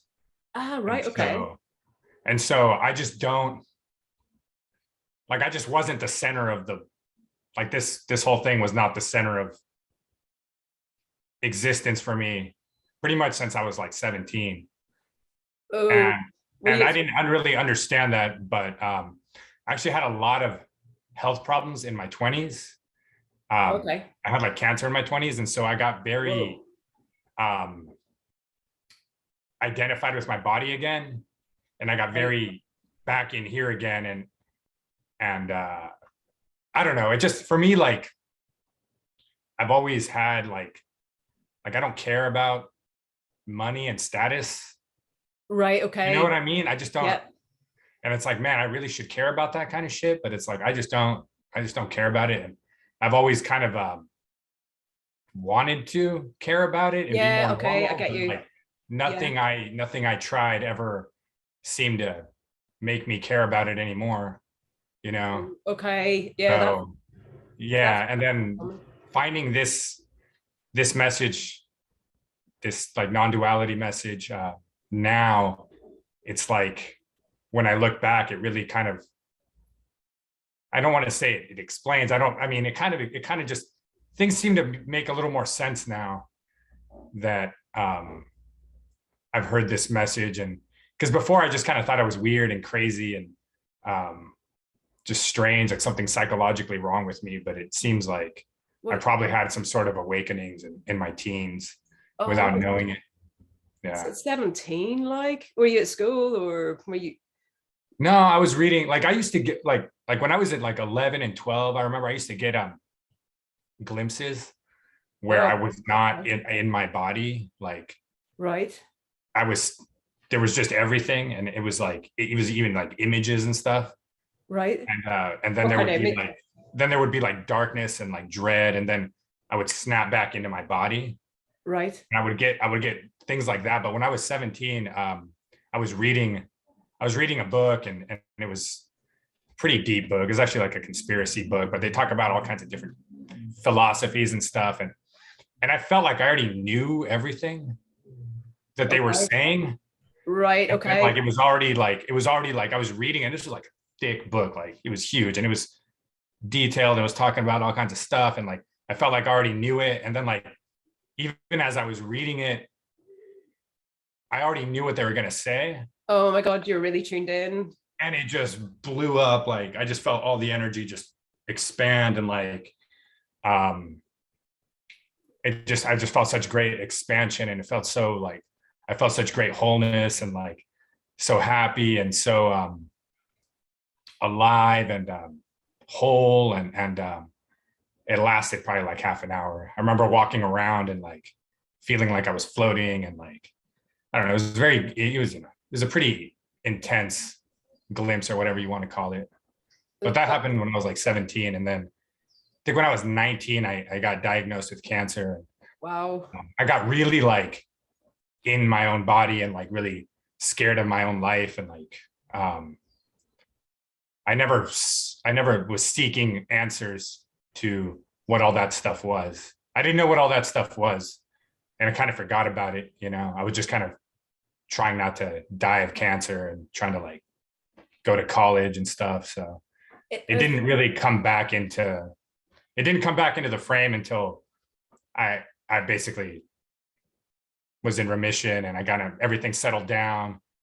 And then I was still kind of like, well, I don't care about money really. And I don't care about, I mean, I do want to care about it and I do want to, but it's like, it never works, you know? Yeah. It never seems to work. So Did the cancer experience as well? I mean, because that can be massively transformative too. Did going through that process change you as well, or not? Was it just yeah? yeah, because it was constantly like, it was like I would fight cancer for a year, and then I would be good for like a year or two, Uh-huh. and it would come back, and then I'd have to fight it again, go into some kind of therapy or clinical trial or surgeries. There was always, it was basically like the idea of a life, a normal life, it would get built up and then it would get smashed, and then it would get built up again, and then it would get smashed again. So there was no real, it seemed like the ego deaths, it seemed to just be one after another, you know. God, I mean, that is such deep experiences, but like at that age, like it's so isolating. Like you didn't have a normal teenage life, you didn't have a normal 20s either. I mean, it must have really separated you from your peers, and that must have been tough as hell. But I mean, it's massively interesting. It sounded like a lot of psychic stuff going on there actually, and being really tuned in, like really finely tuned in, like because that I mean, a lot of people, okay, so ambition and everything goes, but it's like it's still there with some people it actually releases that too. So you've just been muddling through, you've got no sort of idea of where you're heading or anything now, like. Yeah, kind of. Yeah, pretty much. Yeah, so were you totally alone with that in your, I mean, 11, 12 and stuff? Like, was that just you just on your own with all that? Did you have anyone who knew what you were going through, or? No, I didn't even know what it was. I didn't even know. Actually, when I first started hearing nothing and everything, I was like, oh shit, I've seen that. I've seen that shit, you know? Wow. And I was like, that's why it drew me in so much to hear those descriptions from some of these speakers, you know? Yeah. Oh, because like when you're there, you know that, or it seems pretty clear that all the thoughts are just overlay, that it's just, there's what's happening and then there's like some narrative that's overlaid on top, and it just seems so obvious, and it's just like, oh shit, you know, it's all just bullshit. Like right. the whole me thing is like bullshit basically. So but like I didn't really like I couldn't say that when I was 12. When I first started getting those, I was just like, what? Like it was just, I couldn't explain it. It was just such a weird experience, and I don't know. Did it affect your concentration and stuff at the time, like when you're at school, or not? I don't know. I can't remember. I just don't remember. Okay. I was always weird. Like I was always kind of weird at school, you know. I would just, I don't know, not very good at school. And then I started getting better like in high school. Once I started before, I was like up until junior high, I was like a D or an F student, just really bad. Right. The only reason I passed my classes was because the law said they had to pass me, you know? Oh, right. Okay. I had to pass. And then when I got into high school, I just started doing really good. And, oh, right. Do you know what? And then I went to college and graduated, you know, even though I had cancer, I was like still in college and doing that stuff. So right. it seemed like I could still do stuff, you know. Interesting. Yeah.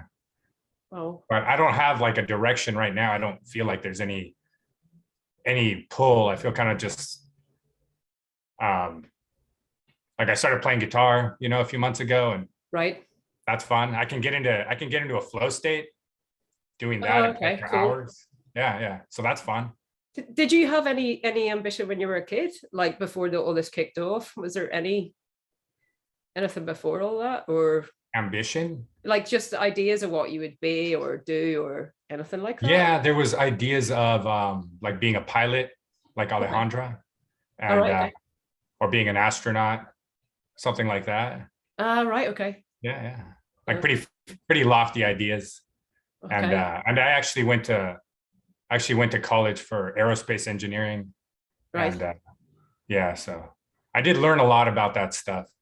and it's really interesting, but it kind of also turned me off to, I don't know, college was kind of traumatizing. So Oh, was it? Okay. yeah. It was tough. It was tough with the cancer, and some of my professors were just, I don't know, maybe not the best guys.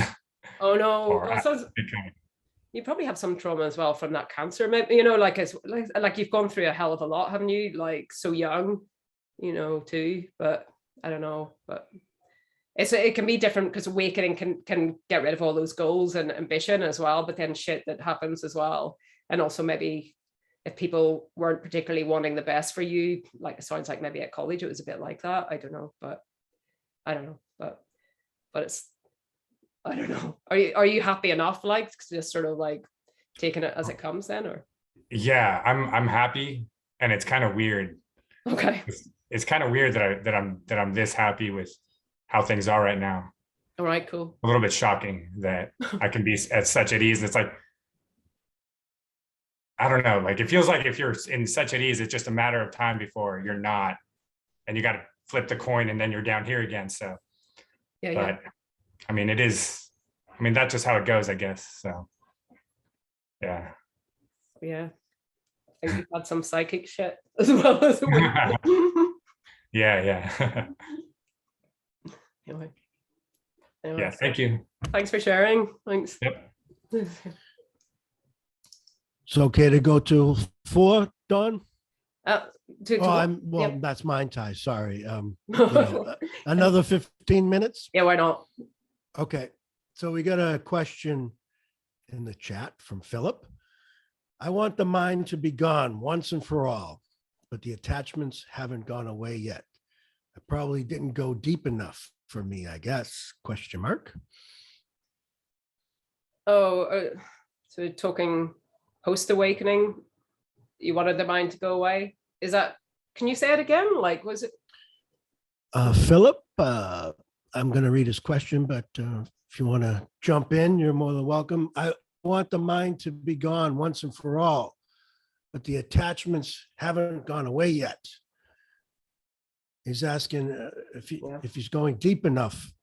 Yeah. I probably didn't go deep enough, he says. Well, there's nothing you can do about that, unfortunately. I mean, the mind can be completely blown to smithereens by awakening, or it can just come and go even before, like we were talking about earlier with Kundalini stuff, you can have emptiness or whatever. But yeah, there's nothing you can do about the mind going deep enough. There's no depth affecting that. I mean, you can increase mindfulness if you do mindfulness techniques. You can maybe slow the mind down a little bit, maybe, but it's actually uproot it. I mean, after awakening, some people get that and some people don't. It's usually just slowed down. So I wouldn't worry so much about that. That's, you know, maybe there's some patterns there that, you know, repetitive patterns, trauma-based stuff that, you know, might fall away, but you might maybe just relax about that a bit, because you can't actually stop the mind. I mean, it tends to revolt against that as well, unless it's not compulsive, which is kind of like here. There's very rarely where it's compulsive. So sometimes it can just drop, but yeah, you sounds like it's just more energy into conflict over the mind on top of the conflict that's in the mind, and you know, maybe not torture yourself so much for that and just chill out. I don't know. Yeah, but it'd be nice to know a bit more about that. Could maybe explore it a bit more, but based on what you said, it's, yeah, these things arise, emotions, thoughts, and you know. Okay, so then he adds on, or is it just my ego pretending? My mind is just really ridiculous, to be honest. I get weird, intrusive thoughts a lot. I think I probably need to chill the fuck out. Intrusive thoughts, well, that can be obsessive compulsive stuff as well. I mean, you might want to look at that. I don't know what the nature of those are. That can be very, very painful. It can be very inhibiting. So yeah, maybe there's some trauma there. but yeah, the ego, I mean, the ego is just really the identity. So, I mean, that continues anyway. It's just not owned by anyone. You know, it can, if there's any thought there, there's some sort of narrative. It's not who you are. But, you know, it doesn't mean don't listen to what's going on in your mind, because you do that. It's better if the mind is connected to feeling, you know, if mind and heart is kind of connected, then there's information there. But about life, living life, and so on. Not that there's anyone to live life, et cetera, et cetera. But yeah, you know, don't try to kill the ego. It's, you know, it's just, it's, you know, it's not really about that. It's just about dropping away from the identity, drops away from that, and it's seen that there is no you. So there's no actual identity. There's no substitute identity. It's just an ego arising, trees arising, flowers arising, thoughts arising. And some of them suck and some of them don't. And after awakening, there tends to be more neutral stuff. Maybe for most people, it's more neutral, or less of that repetitive, annoying, you know, being enmeshed kind of stuff. But yeah, the intrusive thoughts, that sounds painful. So I wouldn't be so, you know, I wouldn't minimize your own experience either. If you're getting really stuff like that, that's really painful. And, you know, maybe you should talk about that and look at that, because, you know, that's probably affecting your life as well. And I don't know, or not. It's up to you, you know, whatever you want to do. Like, there's no. He says, thank you. Pleasure.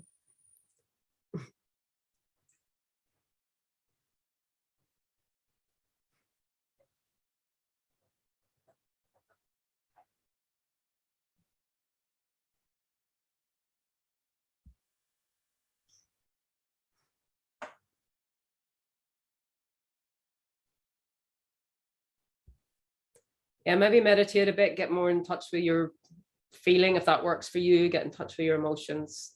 Can kind of help you drop out of your head into your body a little bit more, maybe. If you're really thought-based, you know, because, you know, sometimes there's a lot of thinking because it's trying to avoid pain as well. You know, so if you drop down into the feeling, sometimes things calm down just of their own accord, and you can get more creative thought in that space as well, if meditation works for you. It's a good thing to do.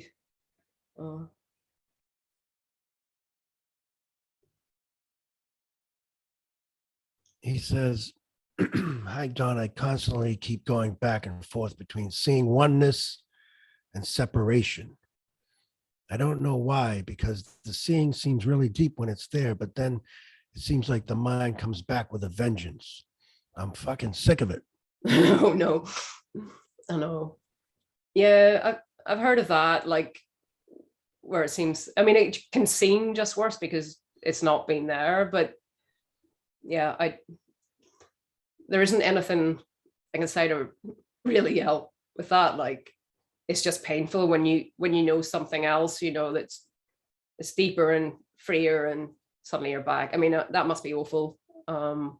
Yeah, I'm sure you are sick of it. At least you know you're sick of it. So yeah, and hopefully it'll stop some point. Maybe the oscillation will calm down, drop away. That would be great. Fingers crossed. I don't know, but yeah, I don't know. Just adds on here. Yeah, my meditations go either really deep or I can't seem to relax at all. It's like a black and white thing for me.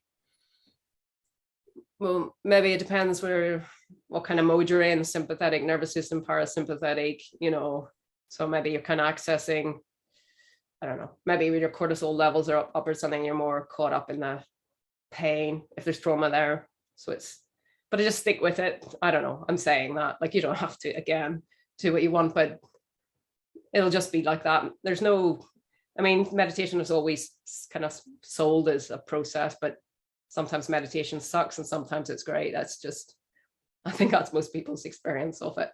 And of course, this is meditation anyway, but the practice is slightly different than that. And it does do something to your brain. So there's always that, which is a bonus. Yeah. So yeah, it's creating more harmony anyway. And it's good for neuroplasticity, et cetera, et cetera. So.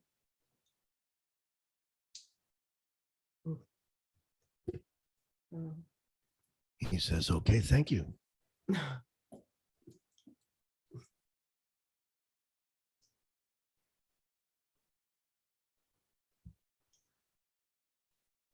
Oh, Lucio, come back in. Yeah, one more. Oh, hi again. Hi. I was just gonna say, because I was thinking about what you asked me. There is kind of a pull to try to dive deeper into this whole thing and try to seek more glimpses. Right. Yeah. So I don't know. Do you think there's levels to these types of awakenings or enlightenments or whatever the hell you want to call this? Do you think there's levels to this where people are awakening to their own kind of flavor or their own kind of thing? And I guess, I don't know, I guess it feels kind of like a carrot sometimes. Like I'll watch like some videos where people describe like really intense glimpses or something, and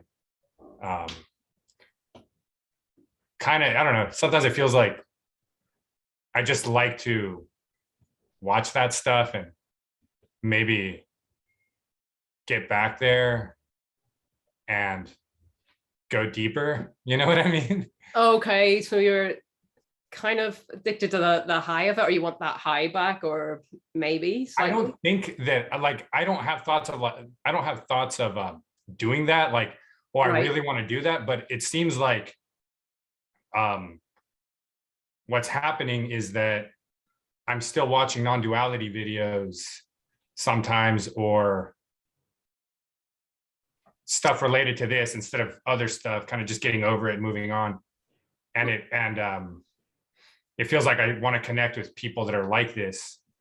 And it's like, well, why am I doing that unless I want, like, why am I, if it like, it just feels like more seeking, right? Like, I don't, it's funny, just what comes to me is like, because you were saying that you know, in a way you've no direction and stuff, like it's like all your energy's going into that, as if, you know, where else can it go? Because do you know what I mean? Like, so you're going back into watching experience.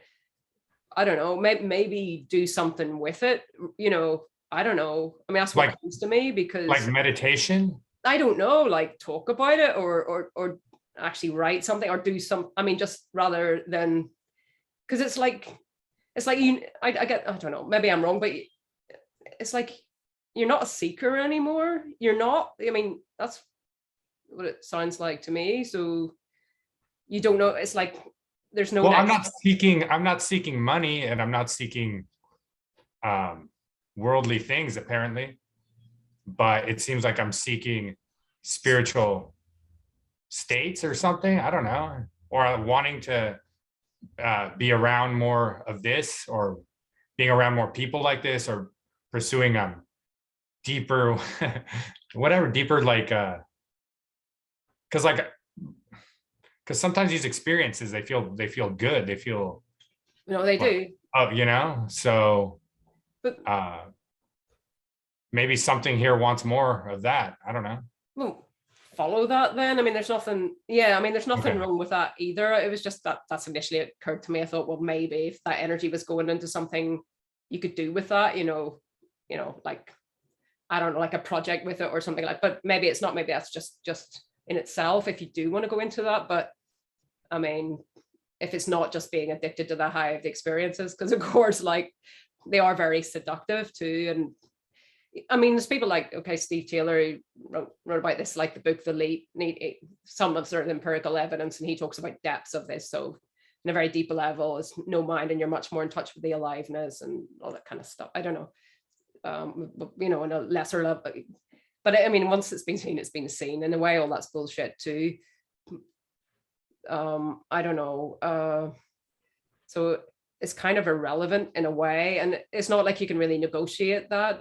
If you start to get experiences within that, well, that's more kind of energetic stuff.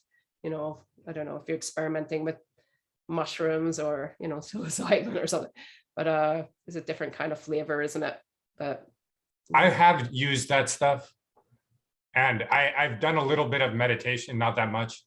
right, Maybe I started meditating maybe like about a year ago, right, and I only meditated for about 2 months, and then I stopped for about 6 months, and then I meditated maybe another month after that. right. So, but I mean, in looking for other people to talk to about this, like I went to a Zen center yesterday, just Uh-huh. kind of randomly, because somebody recommended it.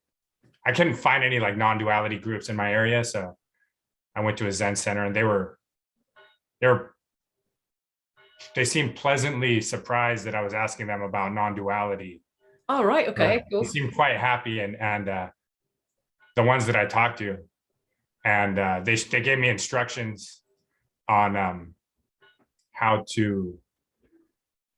It seems like instructions on how to get glimpses or something. Oh no, see, that's the danger, because you're going to end up with people who think they're treating you like a seeker, you know, as well.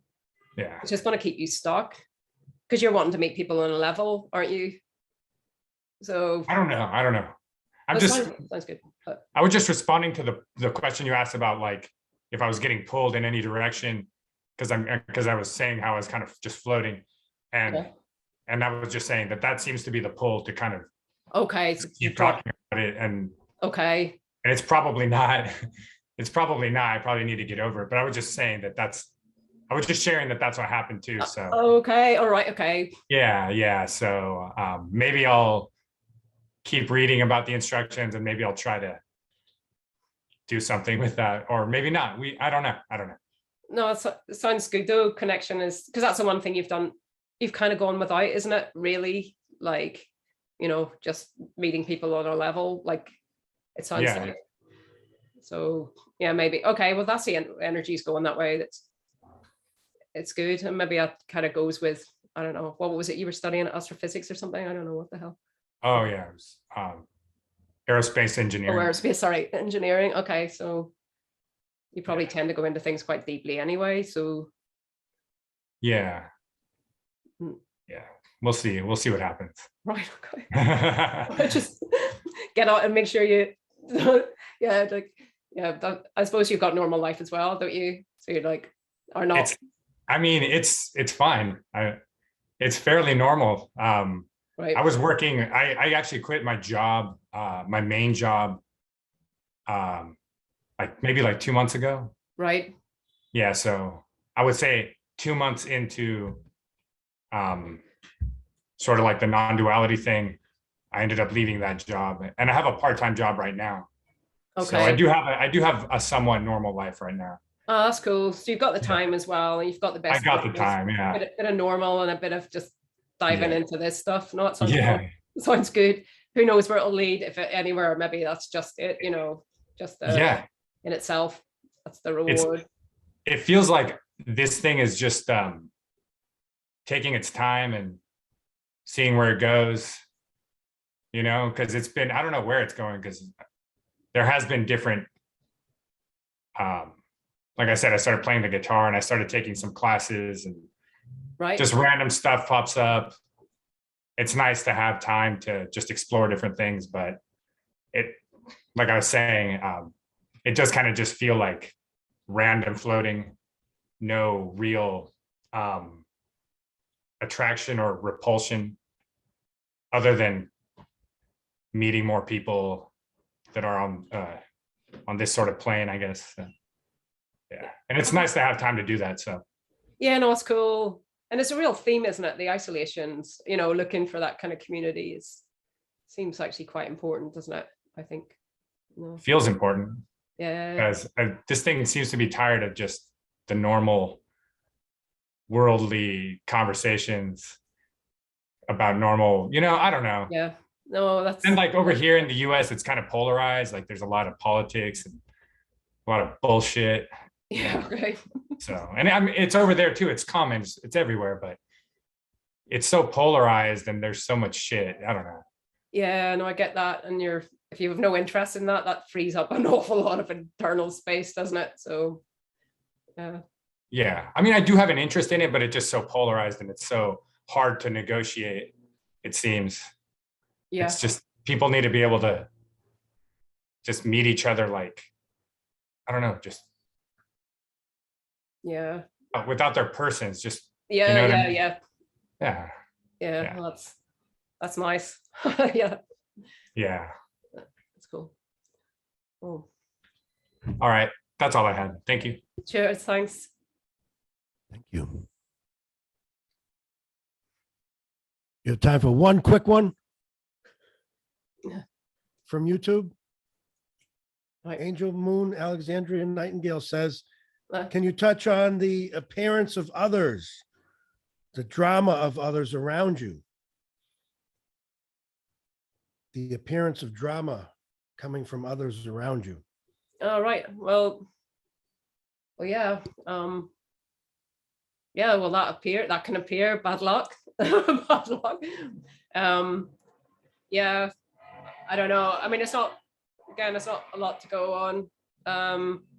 The interest in that tends to go, and maybe if you see where that's coming from, it'll affect you less. It doesn't sound good. If you're mentioning it like that, it sounds like bad drama. Yeah, but if you see through it, yeah, it's just whatever's arising, some shit drama around you, maybe. Yeah, I don't know, but yeah, I don't know. You're probably, I don't know, maybe you can't escape if it's family related. If it's, I don't know, too close to home, you might just have to, I don't know, stay sane, get some time alone, you know, don't buy into it. And yeah, it's difficult. I don't know where you're coming from with this, but I know it's Angel. I have met you before, so I do know actually. Yeah. Well, thank you very much. Thank you, everybody, for coming. The next Zoom will be August 22nd, which is a Monday. We're going to use the same link, but we will share the links in the show notes as far as the meetup group and the website and all that stuff. And we will continue to announce these meetings on our own respective YouTube channels. So stay tuned and subscribe. We got a lot more exciting content coming on this channel, especially in September. I'll be doing a lot more live streams, a lot more Zooms. And next week, we'll have Cheryl Abram joining us. So please stay tuned. And with that, Thanks, everybody. Sorry. thank you, everybody. I really appreciate it. And we'll see you the next time. See you soon. Thanks a lot. Thanks for coming. Thanks. Thank you. Thank you, Dawn and Bye. Walter. Thank you. Cheers. Love you guys. Thank you Thanks for guys. sharing. Cheers.